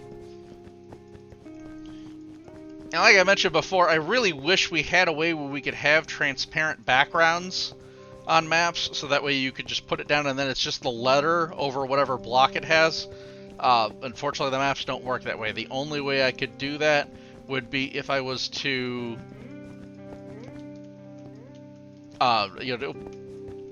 just match the map to the background of whatever block I'm doing, but I can't make it universal where it's transparent, so I could put it down on the black stone and then you just have my A there. And then I could put it on the basalt and have it there. No, it's going to be a flat black background for it. There is a way where I could do it transparent, but it would be extremely hard to get it to map that way because it would have to do it so that it's only coming up when the map is revealed in the spaces that it's in. But you're also going to reveal any of the in-between space unless you just zoom out to the maximum level and you move extremely precisely as far as which blocks you're revealing. There's no way to really do that. It's not going to happen. What would be really nice would be if you could get the void to show up transparent. Because then you could just go out and mine a clear space out in the end, and you go put your map area down. You make whatever letter or whatever, it doesn't even have to be a letter. You can put whatever number, letter, picture, number, whatever you're doing, and then just cut away the parts of the background that you don't need, that you want to show up transparent, so that it's showing all the way through to the void, and then the whole map's just transparent. It would be extremely difficult to do because you're having to deal with building out over the void. I mean, difficult as if building a map itself isn't difficult. I mean, just look at how freaking time-consuming this is. But it would be extremely convenient if you could do that. But unfortunately, the void just maps as like a light gray or dark gray or some sort of gray. I don't know exactly what it uses. I did look that up before I went and did this, because if that would have worked, I totally would have just gone out to do this just to save me that step. I would have figured it out so I wouldn't have to sit and do this. And that would have made it very nice, especially for, so I could put it on the Sterling engine as well, because that one's got the green background. I may still end up using some of this on the Sterling engine as well. I'm not 100% sure yet. We'll see.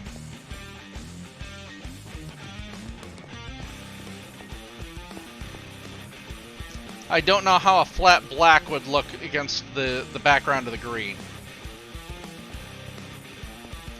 And I'm definitely not going through and making another background color to do this. Just no. Once is enough.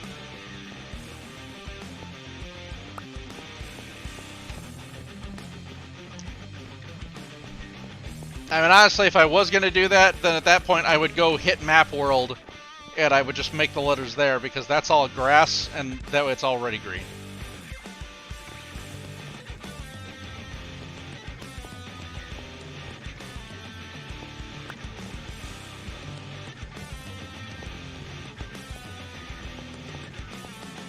Come on.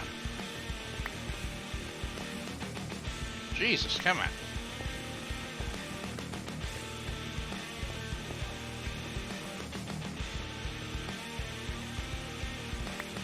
I out already? Man, I am whipping through this. And like I said before, wait, am I short a stack? Yeah, that one's got a half stack in it. What the hell? Oh, that must have been the one that had filled up from the supply on me. Okay. Whatever, that's fine. I think we got more than enough. I think. Watch me be wrong. Watch me need another half stack exactly. And once I get to the end of this. I mean, just my luck, that's how it would go.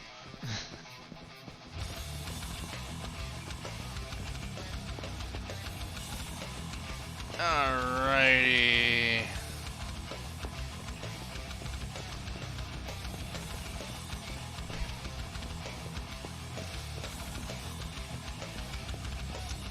And you know what? I think the music is starting to cycle quite a bit. I thought I had more in here because I got this on the liked station in Pretzel Rocks. Just to go over the ones that I've actually gone through and liked. Let me pop this up. I might have to play with the music a little bit more, but it gives us something a little bit different here, so it's not quite so monotonous. Let's go with Surprise Me. Oh, jeez. That's right, I didn't get to sleep. I don't think I can make it.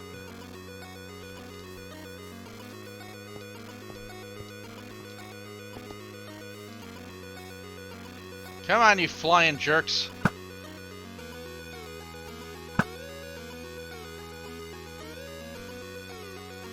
Okay, go out there and set on fire. That's fine. Hey, we got somebody coming in to visit.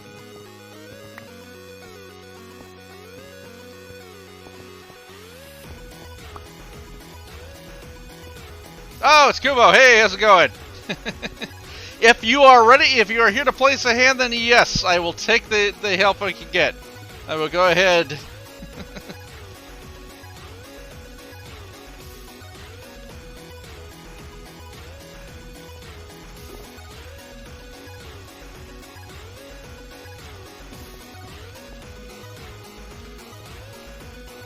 Alrighty, well, hey, we got an extra hand going on here. If you're doing that, then I will start from the bottom and work my way up to finish this one off. Sonny, you're bumping my mouse arm here.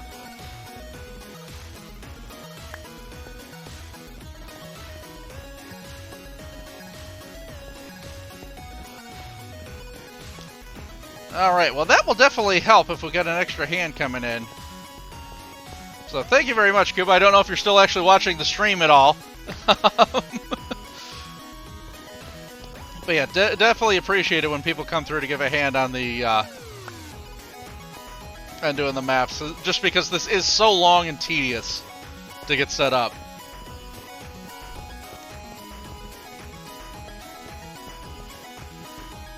Alrighty.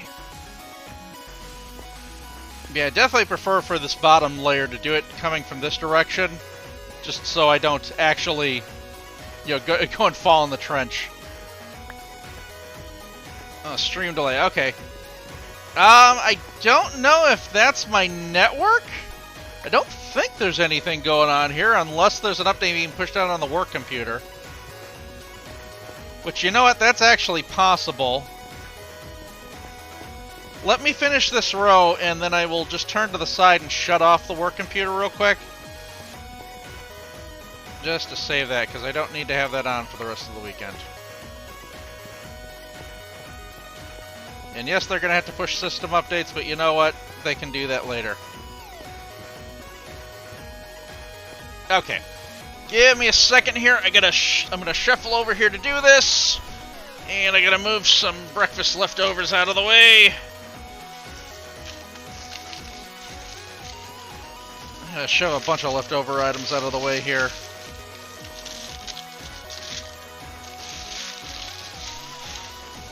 There we go. Yeah, I definitely need to clean up here this weekend. It's on my list of things to do, just not right now. I can't get the thing pulled up all the way, but we'll get that for now.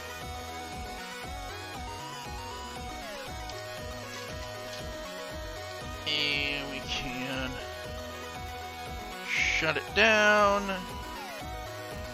And you're going to prompt because you want to save stuff, but we don't have anything we need to save. Okay, good. That can power itself down. Okay, hopefully that helps with the stream delay. Usually if there's any sort of delay or problems or things like that, it's the work computer doing stuff in the background. I work for a bank and they push all the security updates and that sort of thing on the weekends. So, yeah, I kind of have to deal it with the bandwidth drops from that. But I don't have to have it on all right now. I can wait until I'm done streaming and not actively working on other things to do that. So, not a huge deal there. Unfortunately, I can't tell when it's doing those things because they don't let us know ahead of time. Even though I'm in IT, they don't tell us when there's updates being pushed. That's all done by the information security team.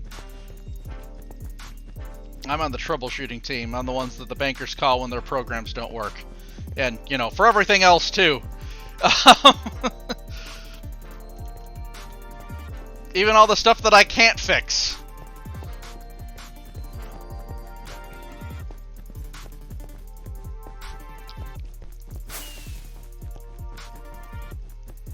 Alrighty. So yeah, we are whipping right on through this here. Yes, I do. Give me just a second here, Kubo. And we'll drop that one down there. Wow, we already got through that shulker. That's crazy. You know, I probably shouldn't have placed down the black one, because now I have to actually look to find it. I can't spot it on the map. Like, the purple one I can just see. I can see where the purple dot is. That's okay. I'm going to have to go back and fill in once I go to do the actual letters here anyway.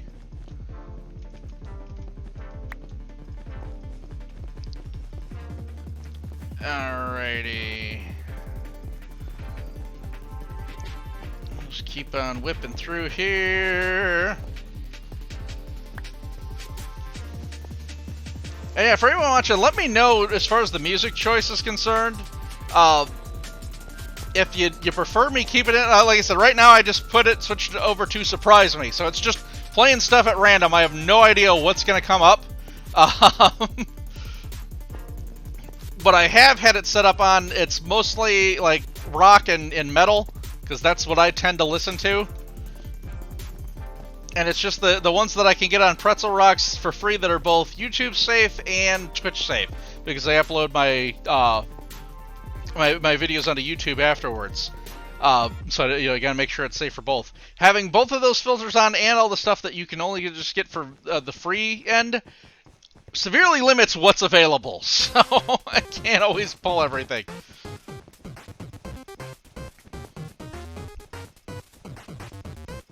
Okay, so we're on total 8-bit mode here. That's alright, we can deal with that. But yeah, let me know if you think that works better, just having something with a little bit more variety into it. Like I said, I tried to add as much variety to it as I possibly could. I went through and I liked a bunch of stuff and was playing off of my like playlist, but I think it just... I'm just limited in how much is there, so there's not that much to choose from. Like, I think if I go hit the classic rock station with both of those filters on for YouTube and Twitch, there's nothing there.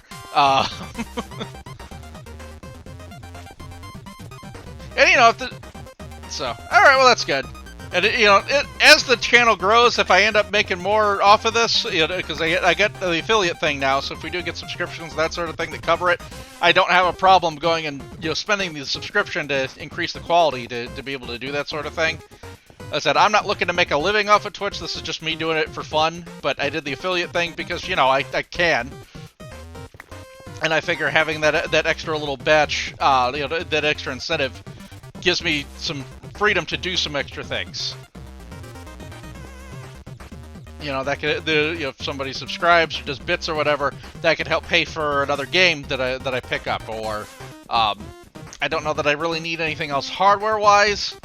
So, you know, might do that, but they could pay for, like I said, the music thing for, you know, enhancements of the channel. So just all that sort of stuff.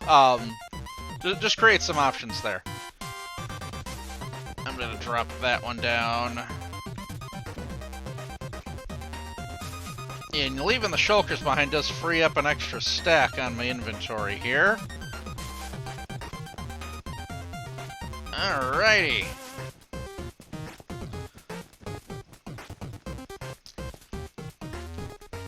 And, you know, I'm working, just talking about the channel, I'm working on improving things as I go. I had a couple of people complaining to me just in the discussions of things, talking about my font. Like, you can see it up on the top now for the layout. They're saying that the font was really hard to read. Is it really that difficult? I mean, it's got the little extra bits of, you know, fancy filigree and that sort of thing, but I can read the actual lettering clearly. I don't know what, if that was just the people I was talking to saw that was that hard to read. I mean, I have glasses and I can read it just fine. Even the small font I can read. Or does it just not come through clearly on Twitch for whatever reason? You know, like I said, since I'm not watching the stream, I don't know how it lays out there. But I did plan on changing up the layout eventually anyway. This is what I was able to do kind of quickly and you know, just set up for myself. And I'm still deciding on different themes and that sort of thing. I will probably eventually be changing up what I'm doing with all the icons and that sort of thing for the emojis. So, all different things that will, you know, as I build up the channel and start doing this more. Alrighty. Yeah, we are making good progress here. And after this, I am going to have to figure out the lettering. Let's get this pulled back here.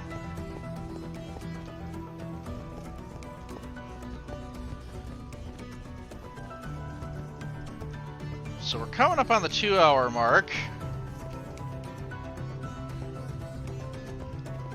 Jeez, if I could quit double layering these things. Come on now. See, I did it again.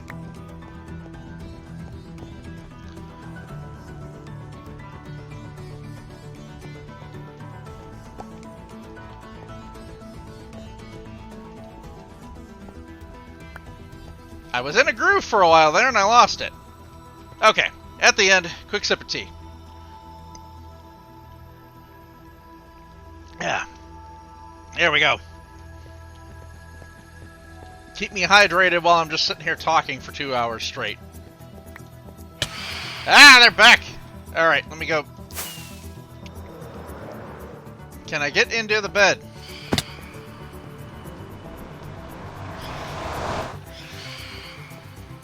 There we go. I'm on it.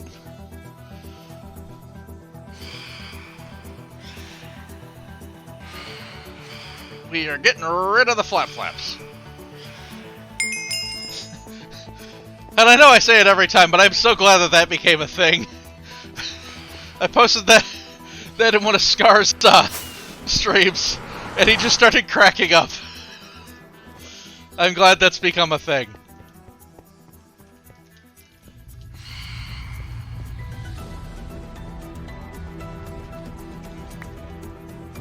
Alrighty. I think originally I said it in one of our Tier 4 meetups. And then I said it again in the stream, and I think he was just remembering that.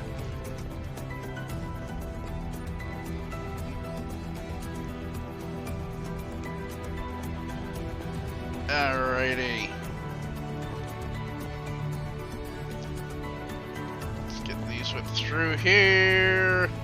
Trying to get through this as quick as possible so that way I can actually get to the lettering.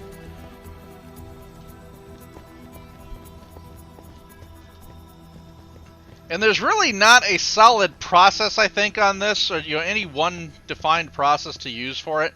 I have my technique that I use, like I mentioned before. I just set up, I figure out what I'm mapping to beforehand, and then do a 128 by 128 image in MS Paint, and then I just go through it. As I fill in the carpets, I'll use the pencil tool to fill in blocks to show that I've done it, so I can keep track of where I am. Works well for me, but I don't know that there's any other method you really need to use.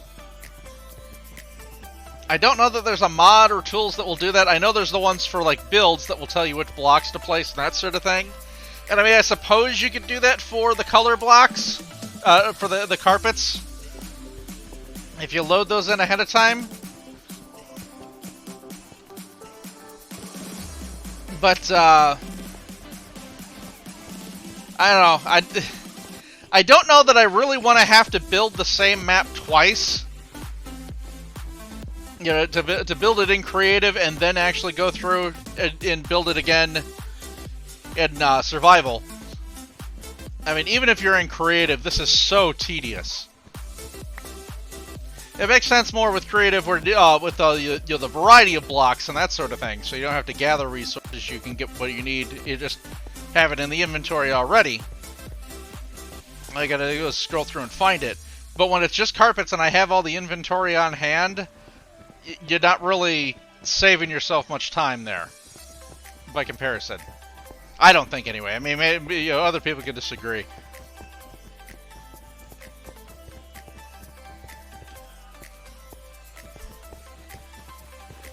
But yeah, and I tend to do that. I mean, I've seen the mods that people will use for that. I mean, especially like the Scarworld streamers. There's a bunch of people that figure out they're building creative and then throw the wire overlay so they can build it in survival and match it exactly.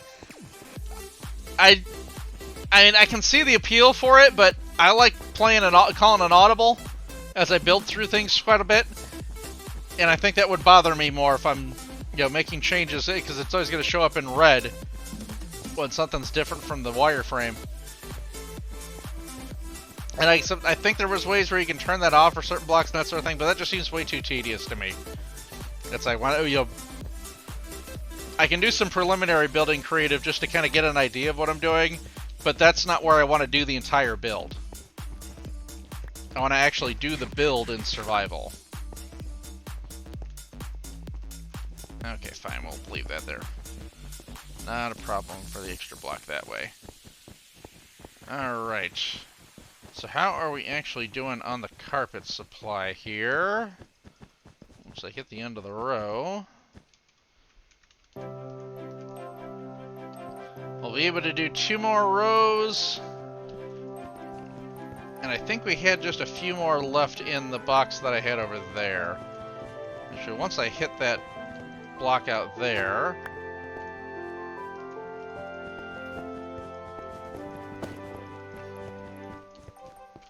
I do have 2 more shulkers, so if we need more, we can grab them. Let's see.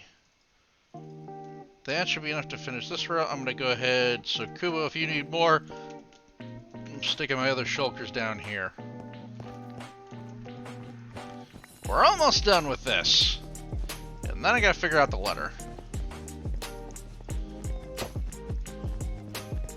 And if you feel like hanging around to help with the letter, that would be fantastic, but you don't necessarily have to. That one's going to take me a bit because I got to figure out the outline for it. So I'll need to map that before I get the sections defined where we can just fill in. And it's not just one letter. I got to do, let's see, I got to do 3 letters. I got to do my number symbol, and then I got to actually make the numbers. So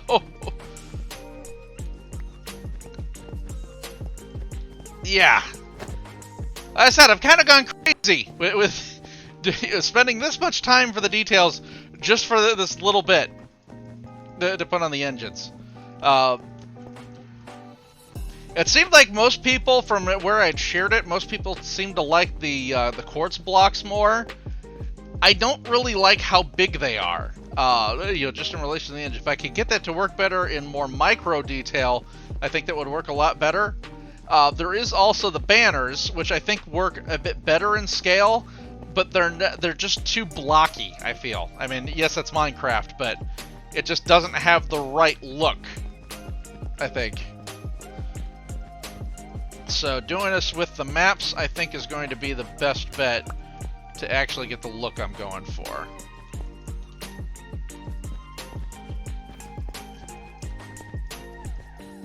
I will probably also make a few custom heads for this, and that will give me some options to detail for a couple of pop-up blocks or doing stuff with the armor stands, so that way I can just have that face and do it in a smaller detail than what a map can, so it's smaller than a block. And the heads will definitely be a lot easier. Those I can just do off camera. Oh, we need a few more.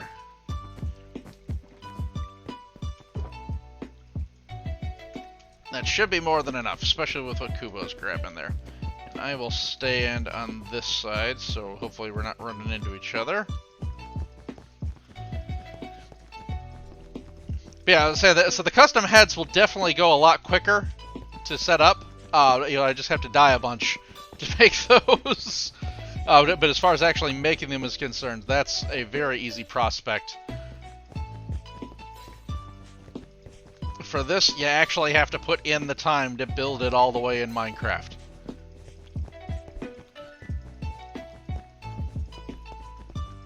But once I've done it once, I can lock it and make copies. And then I don't have to worry about it again. Okay.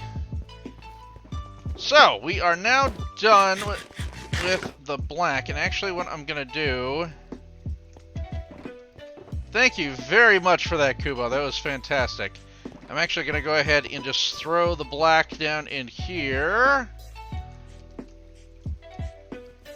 Hopefully these will not land on the signs. Good, no, they're going through. Just so they can go back into... I'm guessing that's you throwing those at me, Kubo?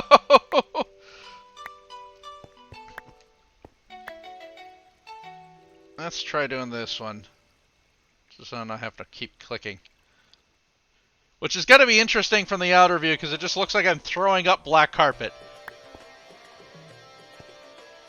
I don't know if I'm actually making that or if it's hitting the ground.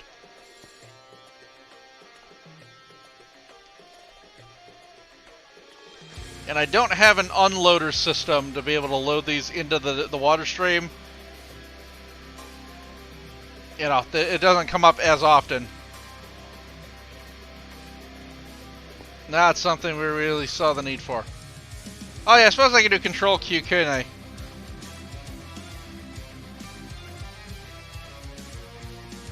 Didn't even think about that. So I think these are all empty.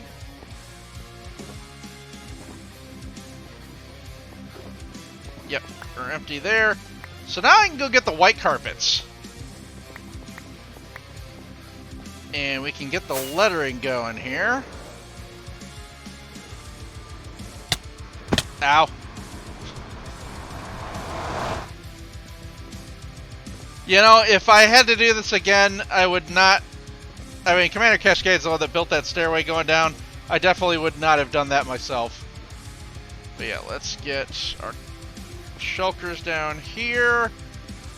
And this will take a lot less carpets. Good, this should be nice and filled in now that we ran the duplicator for a while.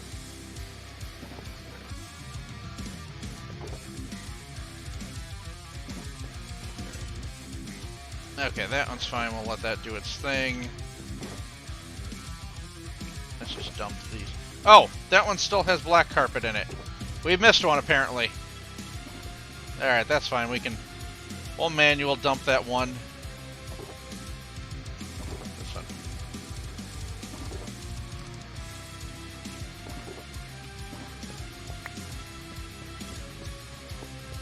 We'll manual dump that back into the system here. Yeah, these are empty at the end.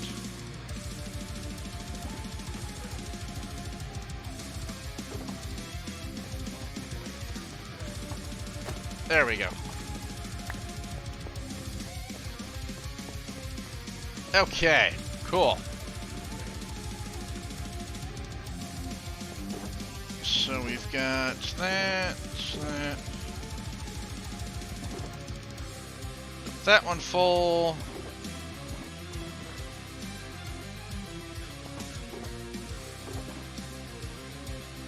We'll collect these guys, and then I'll fill up the rest of my inventory with white wool. Good. Okay. Now I can go pull up my letter figure out what the heck I'm doing here.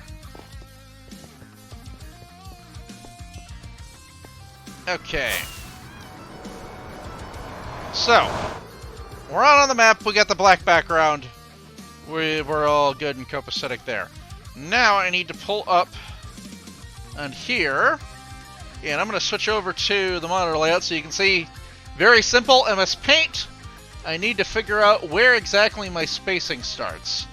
So let's start this from the bottom. So we need to come up 1, 2, 3, 4, 5, 6, 7, 8, 9, 10, 11, 12, 13, 14, 15, 16, 17, 18, and then we're on 19, and then we go 1, 2, 3 from the edge.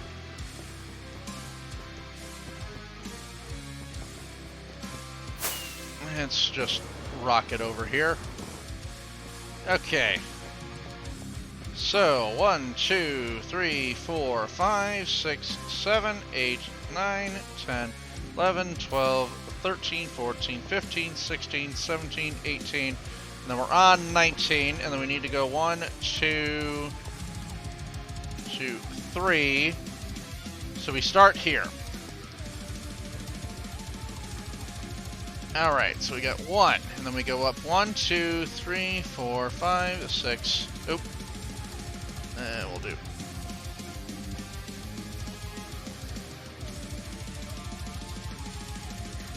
Let's start that again. 1, 2, 3, 4, 5, 6, 7, 8, 9, 10, 11, 12. Okay.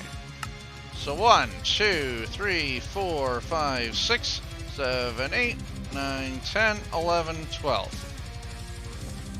There's that. And now we figure out the other edge. We go 1, 2, 3, 4, 5, 6, 7, 8, 9, 10, 11, 12, 13, 14, 15, 16, 17, 18, 19, 20, 21, 22, 23, 24, 25, 26, 27, 28, 29, 30, 31, 32, 33, 34, 35, 36, 37, 38, 39, 40, 41, 42, 43, 44, 45, 46. 46! Okay. So 46 going the other dimension. There's some other carpets there. And let's go make this as, oh, and we need to go 1 less because I already have this one here. So I will fill this in.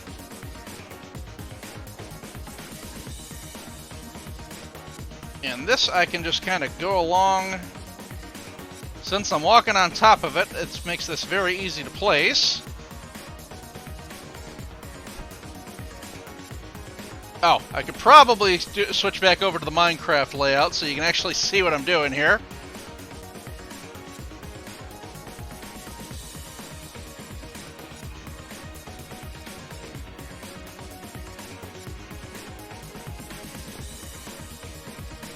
There we go. Alright, so there's that. And then I'm just going to get the outline for this layer here.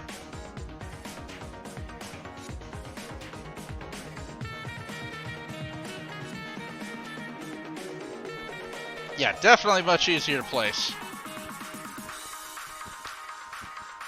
And then, Kuba, if you're going to work on this, I will just get the outline so you can see exactly where you need to stop on the edge. You can fill in. And that will free me up so I can get the outline going for the rest of the letter.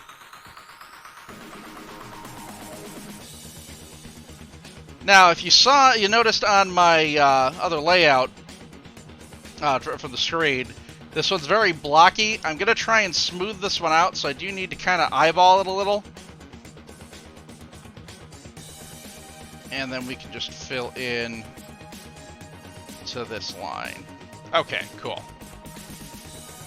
So now, let's, just for the stream, I'm going to go back over so you can see what I'm working on. So cool. We got this. That's where we are there. I am going to fill in these gray blocks. And that one's technically gray too.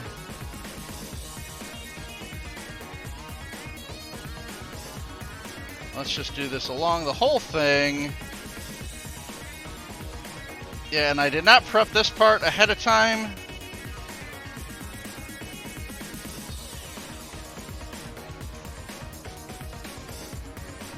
Trying to do the blow up in a smoother format just was not going to work right. Alright, so now I have my curve. I've got my black line here. I'm going to start with this. Let's see if we can match what the more natural curve would look like. So this comes in like that. This comes out like this. And I think that's probably pretty good. Let's fill in the details here. Let's do the same thing on this one. So we need to come out a little bit and in a little bit. Like that, I think.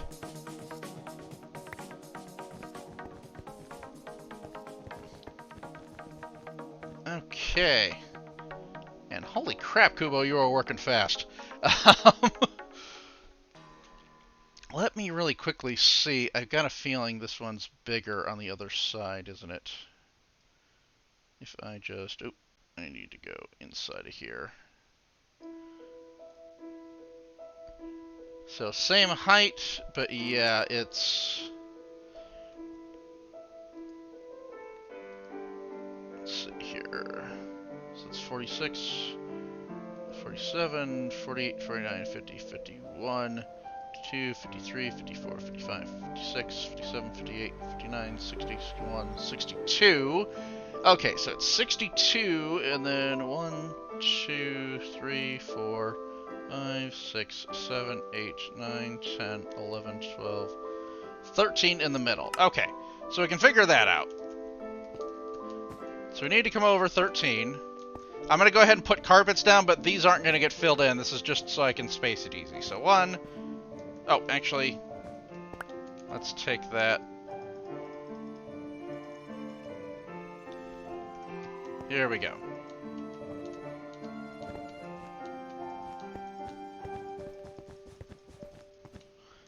Okay, now those will get taken up here in a second.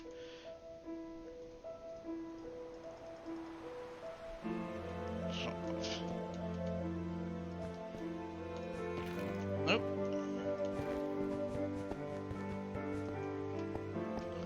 That should be same height. Yes, it is.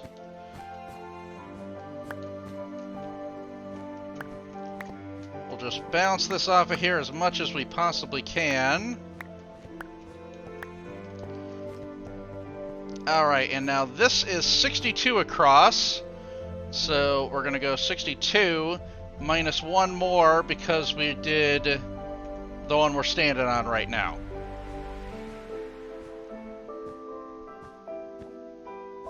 And then I will just go ahead and place this on through here.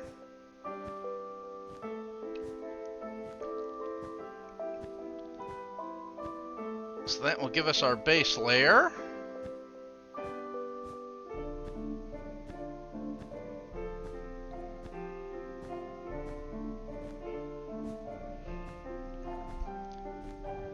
And this one's just kind of a no-brainer. Just let it run through.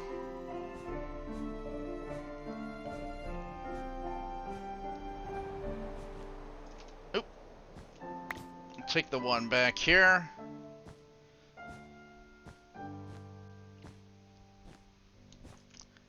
All right. And then we just make that into a square. And then, did Kubo see something else there? Okay, no, that was other people joining in. Which is fine. Okay. Oh, and then this happens to work out to be the perfect number just to get the end filled in there. Cool. Okay. Oh, and I just realized I didn't have the the Minecraft layout up for that entire run. That's okay. You didn't miss much because I was just filling it in here, but I do need to go back onto the paint roll and get this filled in. So I'm gonna curve that a little bit just to even that out. Good. Okay. So we've got that. Let's work out this curve.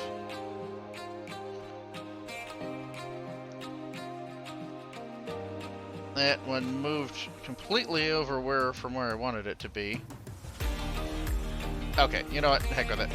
We're gonna do that one. I can eyeball.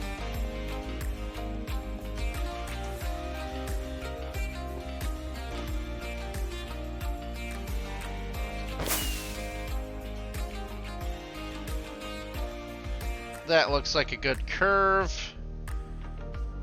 Okay, let's try and actually get this one to work.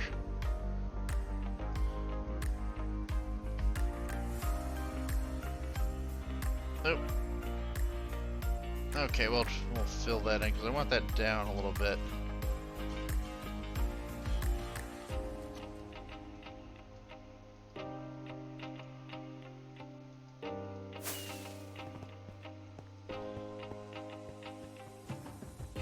There we go. Okay. That's good. And then just to fill in that little bit.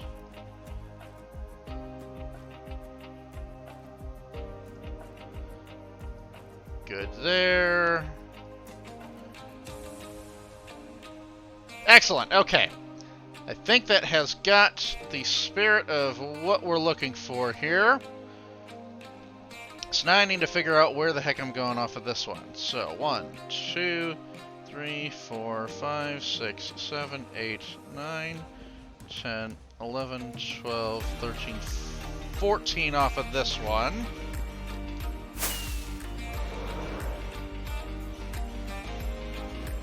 Oh, and we need to switch back to the Minecraft layout. And yes, go ahead, if you can, please fill that one in. Thank you, Kubo. We need to go 14 off of this one, so we're gonna go split, split, and like that. I'm gonna go up a layer just so I can see where I'm at. 1, 2. Okay. That's where this goes in. And we will take these up.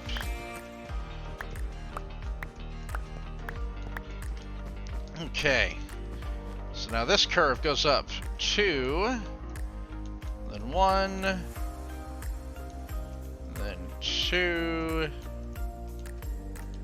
2, 2. And I'm going to fill it in, so 2, 1, 2, 2, 2. And we get another 1. And then we have, what, 1, 2, 3, 4, 5, 6,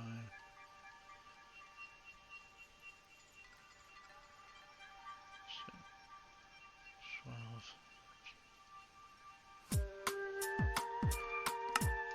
It's like 14 twos to go through. So, 1, 2, 3, 4, 5, 6, 7, 8, 9, 10, 11, 12, 13, 14. Hope you didn't get your Sesame Street fixed today, because we're doing a lot of counting today. Alright, and then we go 1, 2, 3 on the next one. And then what do we have? 2, 3, 4, 5, 6, 7, 8, 9, 10, 11 twos. So let's set that.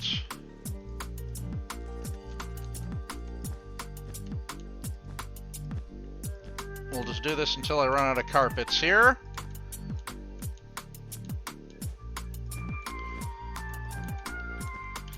little bit of math on the front end means less counting I have to do on the back end. And then I need to do another 3. And then a 1.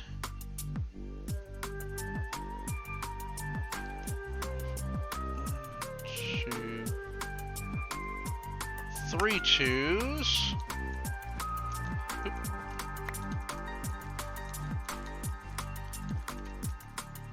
Okay.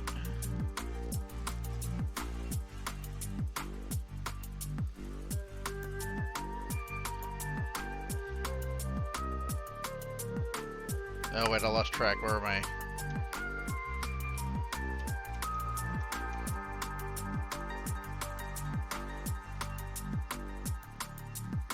Okay. So do a 1, 2 2s.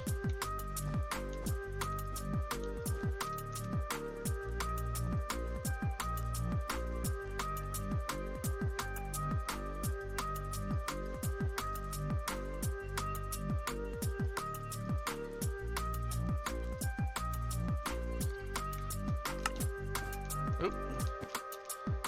1 1 1 up at the top. Alright, now I gotta figure out how far I'm going across. So we've got 1, 2, 3, 4, 5, 6, 7, 8, 9, 10, 12, 13, 14, 15, 16, 18, 19, 20. 20 up top here, so if we go split that. Oh, and then 1 less because I'm standing on number 20 here.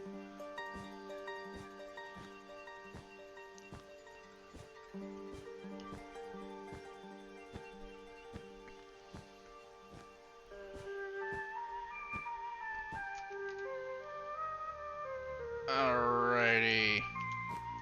And Cuba, I don't know if you're still hanging around here, but I am going to go ahead and get the spot set up for the next line, just so you know where the fill is. We're going to count this one coming off of the other end. So we need to go 1, 2, 3, 4, 5, 6, 7, 8, 9, 10, 11, 12. Okay. 12 off of this end.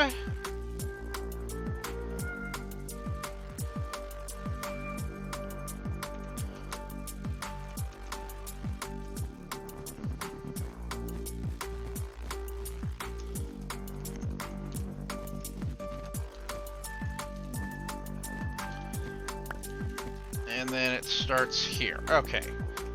So this can all come up.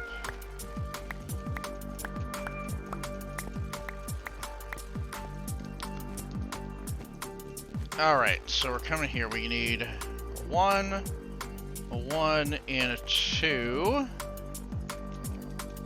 So 1, a 1, and 2. And then we have an inner curve here. So 1, 2, 3, 4, 5.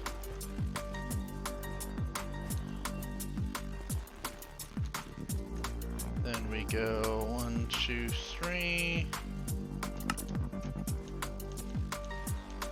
Then a 2. And then another 1, 2, 3. And then that from there is a big line that's going to go all the way across. How tall is this?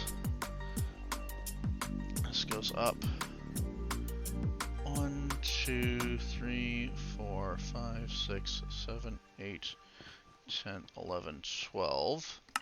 Okay.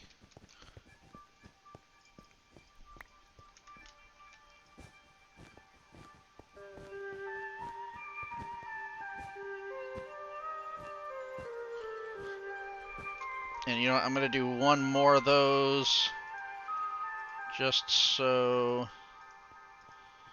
we have the line worked out.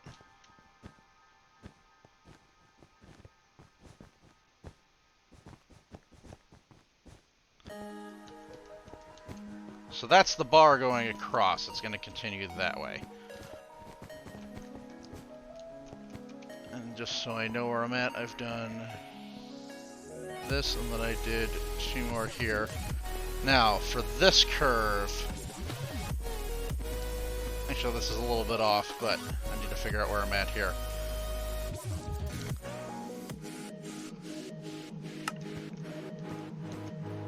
Okay, so coming off of here, I need to go 1, 2...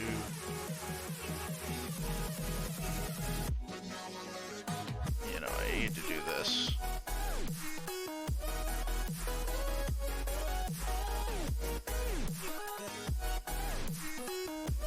Just moving my markings over so I know where I'm at here. So my next line is 1, 2, 3, 4, 5, 6, 7, 8, 9. Okay. So from this line, I need to go 1, 2,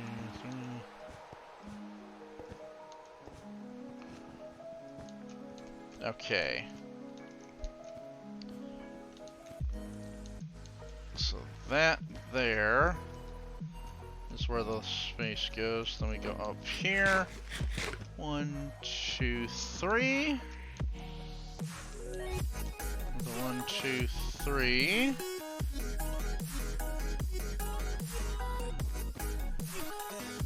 One more.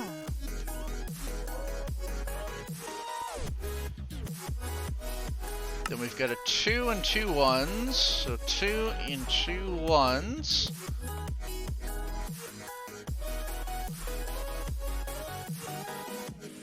This one needs to go up 3. No, wait. No, okay. So that's the 1, and then we go up 3. 1, 2, 3. We go 2. Oop.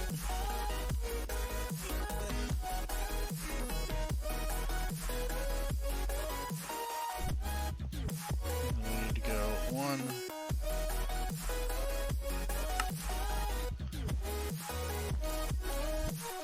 There's 1, 2.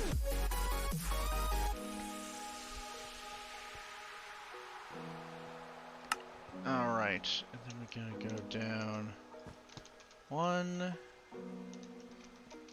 1, 2.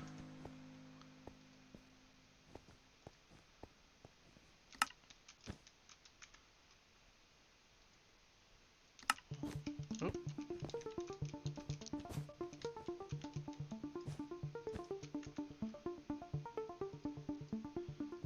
1, 2, 3.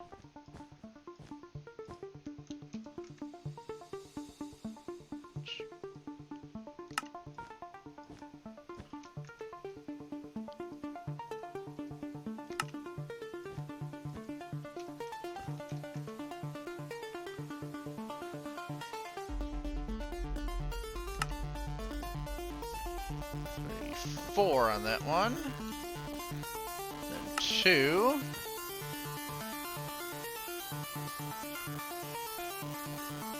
And now I should be in line with that. Yes, I am. Excellent.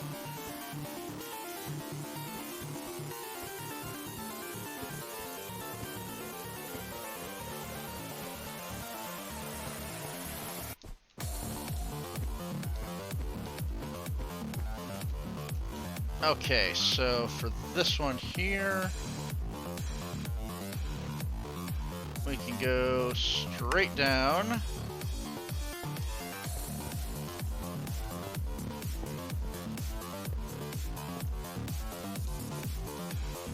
Think there. Lines us up.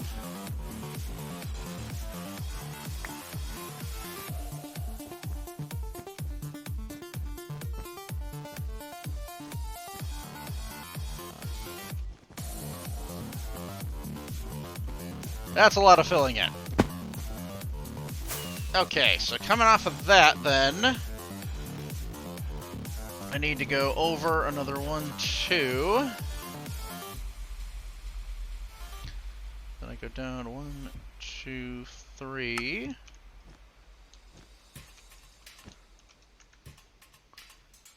Got 2 1s.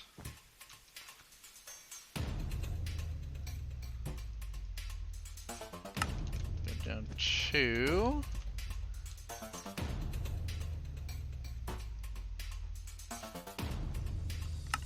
1, 2, 3. Then 1, 2, 3, 4, 5.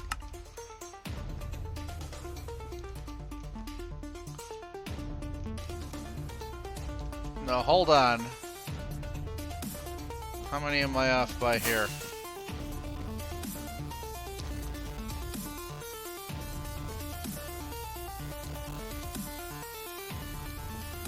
So according to my count, that should have me right back at the bottom. Where am I off?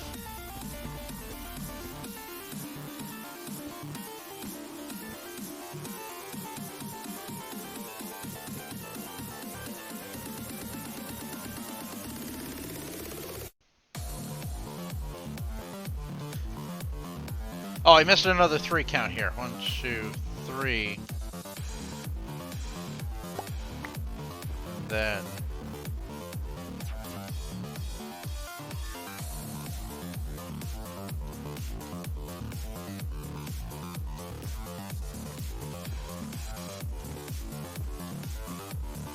like that. Okay, good. Alrighty.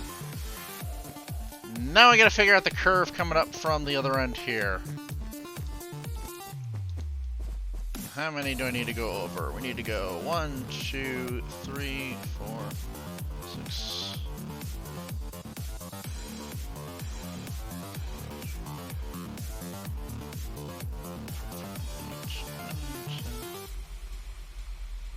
They're 12. Okay, cool.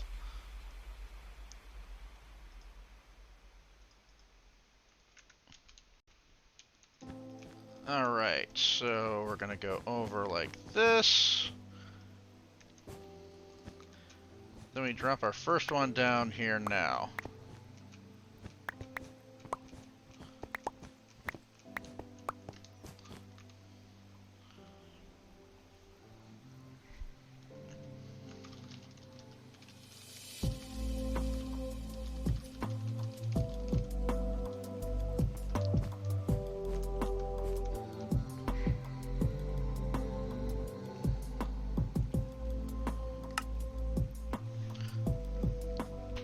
Oh, sorry, quick posture adjust here.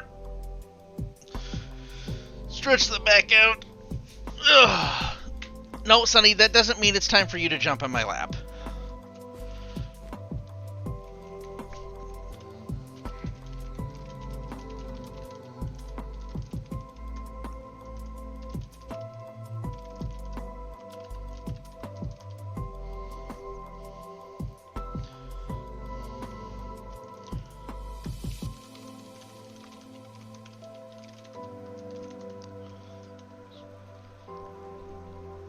Alright. Yeah, the least I can do to thank you for dealing with the rockets is, or dealing with these big letter is to go get you more rockets. I get supplies for that, no problem. Alright, so we have 2 ones here. And then we need to go 2. So 1, 2, 3.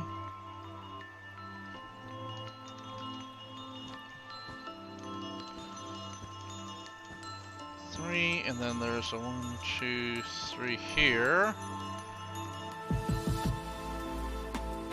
1, 2, okay.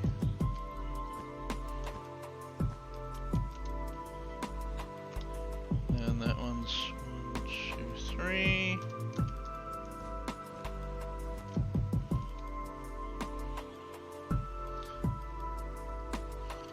That's another 3.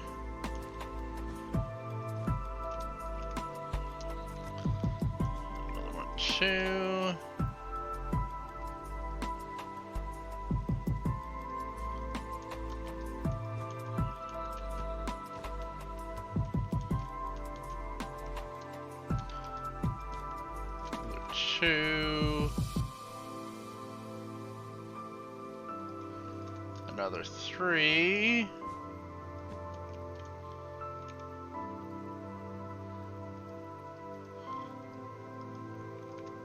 Another 3. Another 3.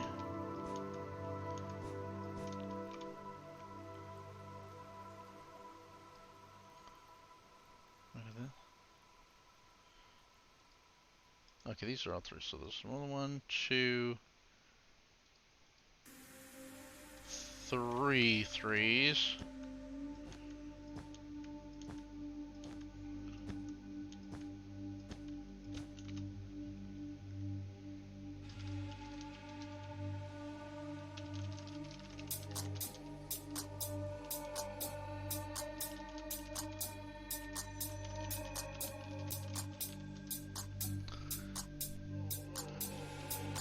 Yes, redstone torches can fizz Copperbus. That is the thing.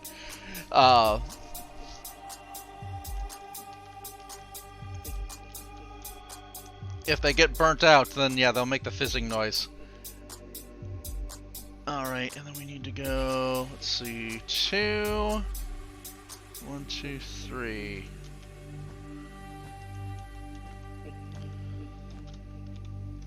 Then that's another 3, 2.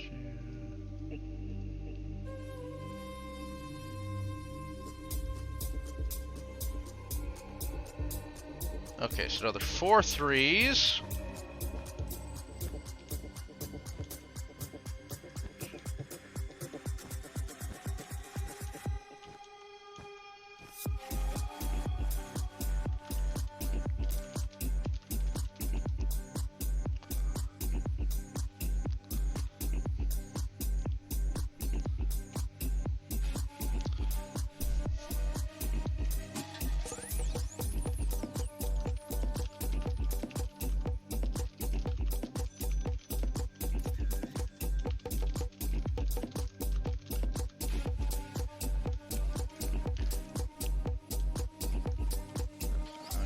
Gotta go up 2.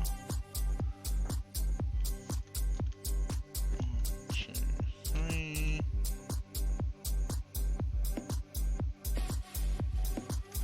And there's another 2. Another 3.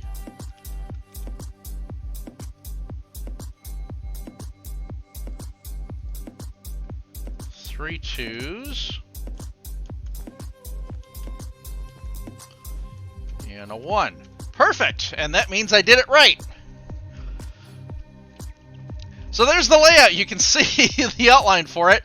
Now we gotta finish filling the rest of this in. And I just now realized that I am carrying the rest of the shulkers, so I'm gonna put those down here in the middle. I didn't even think that Kuhu might need more of those. You know, one of those ones where you just get into the zone of doing the lineup here. Oh, that was not what I meant to do. That. And let's fill up my inventory. And I can start filling these in. And let's just work from the top and make our way down.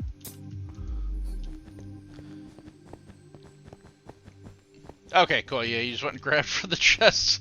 Yeah, apologies. You were making the trips. That's probably why you were talking about rockets, wasn't it? Since you were grabbing them from the chests.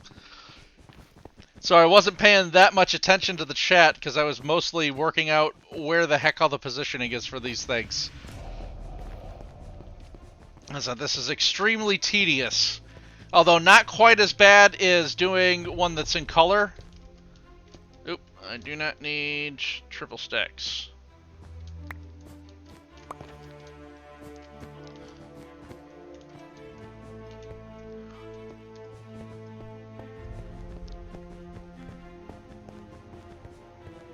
Alright.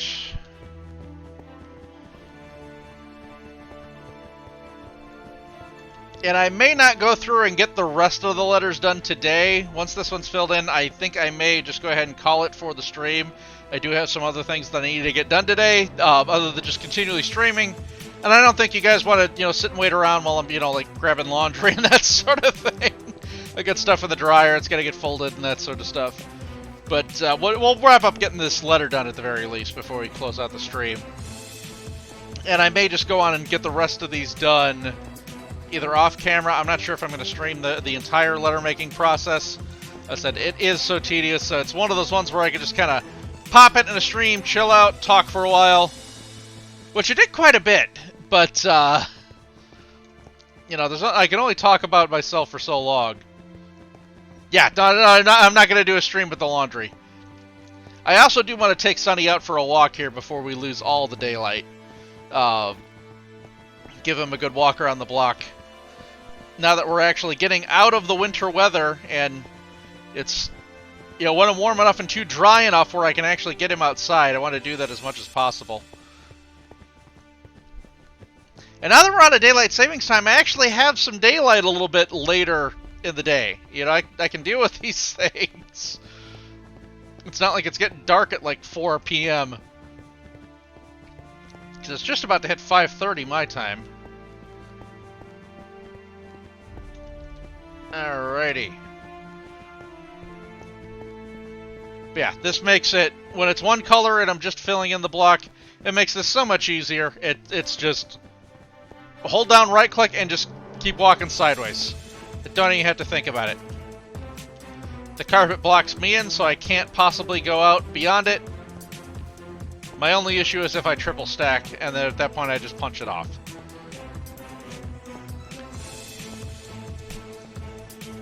Yeah,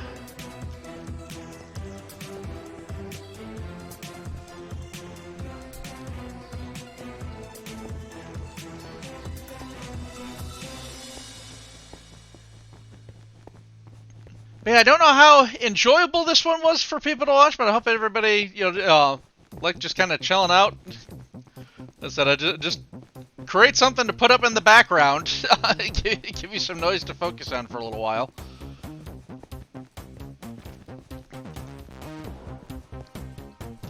Oop, grab another stack here. Have I run out yet? No, I'm still about halfway.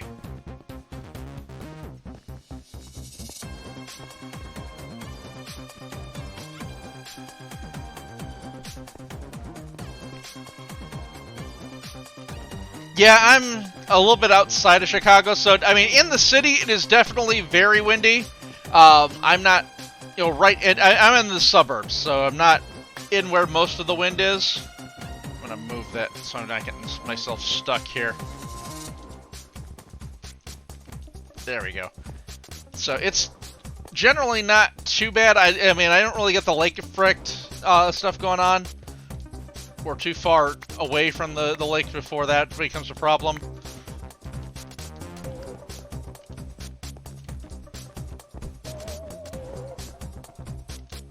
Oop, I was walking too close. I couldn't place it because I was in the way. But yeah, can deal with the wind. As long as it's not just like a frozen wind. And of course, Sunny can deal with the wind no problem. He's got fur. He is a little fluff ball, so he can deal with that. It's me that I have to worry about.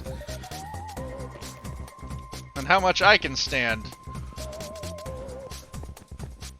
I need to get it myself out and about more. My bones have been getting kind of settled sitting inside as much as I have, just with the day job and everything, and being in winter. And I mean, that's the usual hazard that happens during the year. Even if I was going into work, if we didn't have the pandemic and I was going in, I'm not spending as much time outside, so I kind of get sedentary, and yeah, I'm at the age where my bones start to get creaky. I posted on Twitter earlier today. I came up with a new money-making idea. You get an app set up that's like Tinder, but all it's for is for people to come over and help crack your back. Because that, you know, there's no point in going to a chiropractor. You just need somebody to come around and you know, like walk on it or pop it or whatever.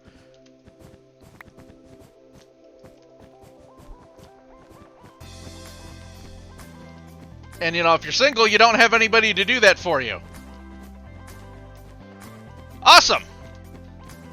We got it. Let's take the triple off. Let's get the shulkers out of here. I got the one down here. And then I need to go make a copy and lock it. You got that one, Kubo? Awesome. I should have map supplies down in the bottom. But yeah, I think that looks quite good.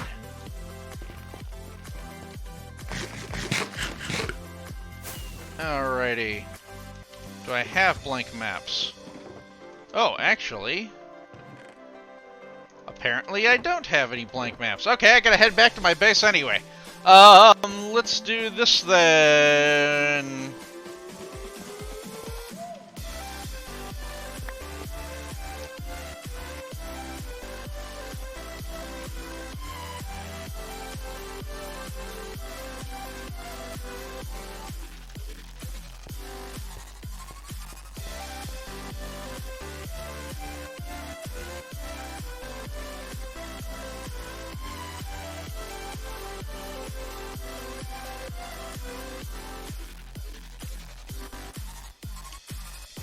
Rockets, if I can spell. So, yes, there is a hole for maintenance. So that we can get in it to fix things when they break. But yeah, I got 9 rockets left. Should be enough. If I can avoid getting stuck on the stairs. Alrighty. You're coming on up here. Yeah, I need to fly back to my base rather than warp so you can actually see me. No, that was not my bow. That was the, that had to have been a skeleton's. I still have my bow on me. But yeah, if you come down in here, Kubo, and I know there's the stream delay you're dealing with. I hope that improved after I shut off the work computer. But if you come in and push that button... Okay, yeah, I come from my base all the time. That's the only way I know how to get there. I know Commander Cascade put up the nether portal, but I don't know where exactly it is.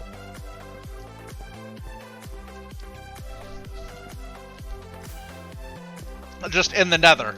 You know, I know where it is in the overworld, obviously, but I don't know where the nether portal works out to be. I suppose I could go through and find out, but, you know...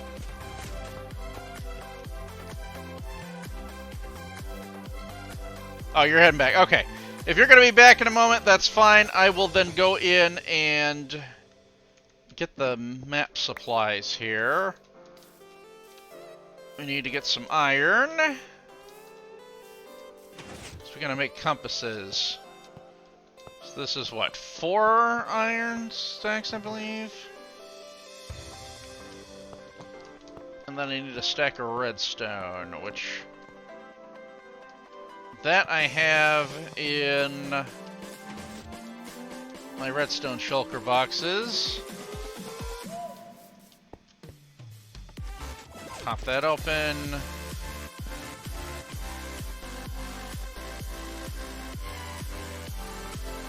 Okay, this one's got...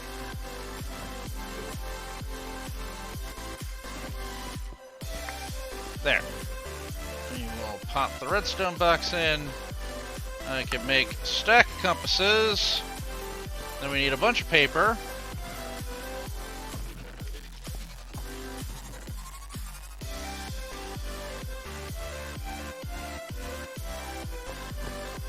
I think this is going to leave me with extra paper, but that's okay.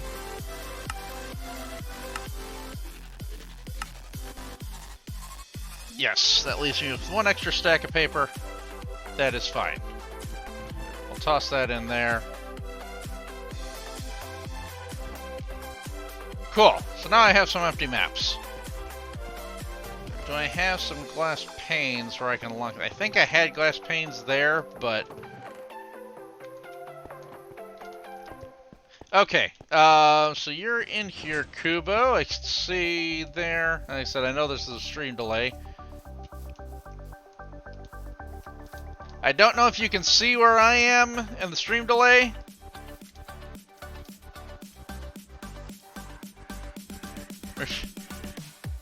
What do you look?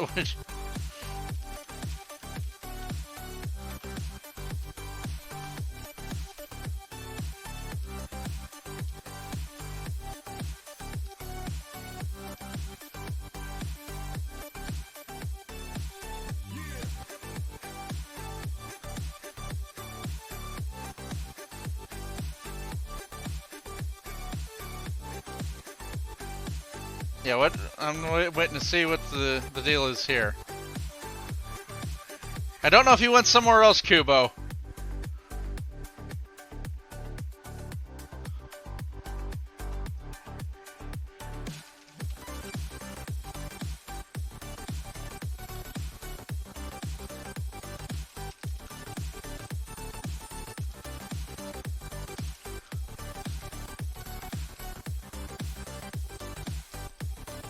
Yeah, anytime people die, I blame it on Ivan.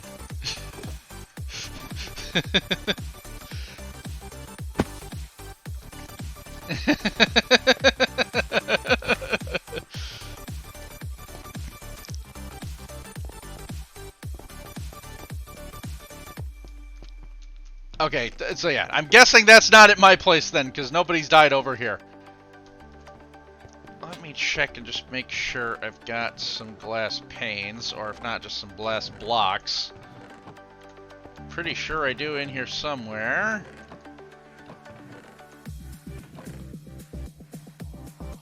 I don't think I can stick a map with colored glass panes.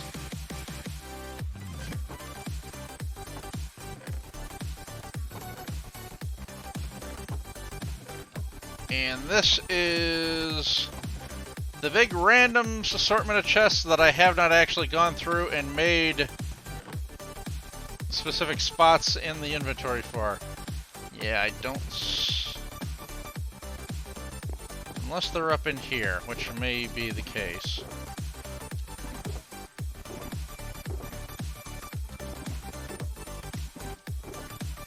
I have the colored glass panes.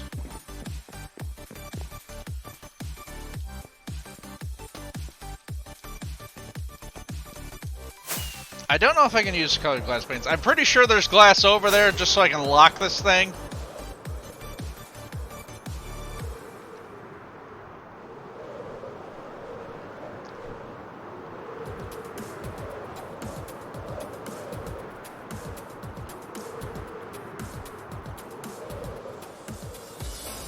There we go.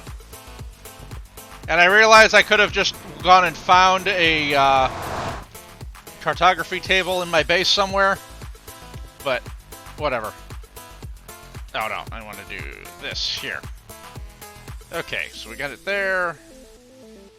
We're gonna make a copy. Can I use a colored glass pane? No, it will not let me use colored glass panes to lock it. It has to be plain glass. Okay, that's fine. Get one. Put that on, lock it. Okay, cool. So there's my work map, and then I have... So those aren't going to do us any good. I'll put those back in my base somewhere. And that's my locked map. Okay, we will sort the rest of that out here. In this case, I am going to warp to home. Since I don't have Kubo following me, I can just warp rather than fly. And you know what? I will go ahead and wrap it here since we're going to be wrapping up the stream. So we'll put that on mute. And switch back over to the camera lab. Alright, perfect. So yeah, we're going to wrap things up here. Again, I hope you guys enjoyed. That's just kind of a chill one. Hanging out, see what's going on. And, sorry, that was me pulling up my... My stream here is going to look in Twitch to see who we've got available to go and raid now that I'm wrapping up for the day here. Let's see.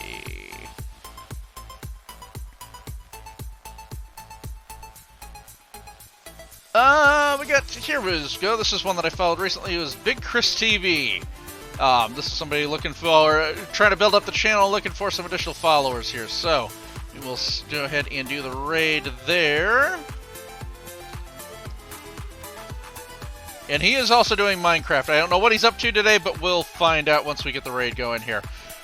So we'll bring Sunny up for the wrap-up. Yep, of course you're coming up to see me. How you doing, buddy? Okay, well, come on up here so we can get chimed out. Alrighty, hope everybody enjoyed. Once again, thanks so much for hanging out with me this afternoon. And I don't know what's going to be going up next time, if I'm going to be doing more of the maps or we're working on other things, but we will find that out once I know a little bit better. So, again... let's get the raid started here. Oh, it helps if I spell correctly. Sit still, Sonny. He's slipping off me. No, you can't lay your head on the keyboard. I can't type that way. Gonna have to do this one way.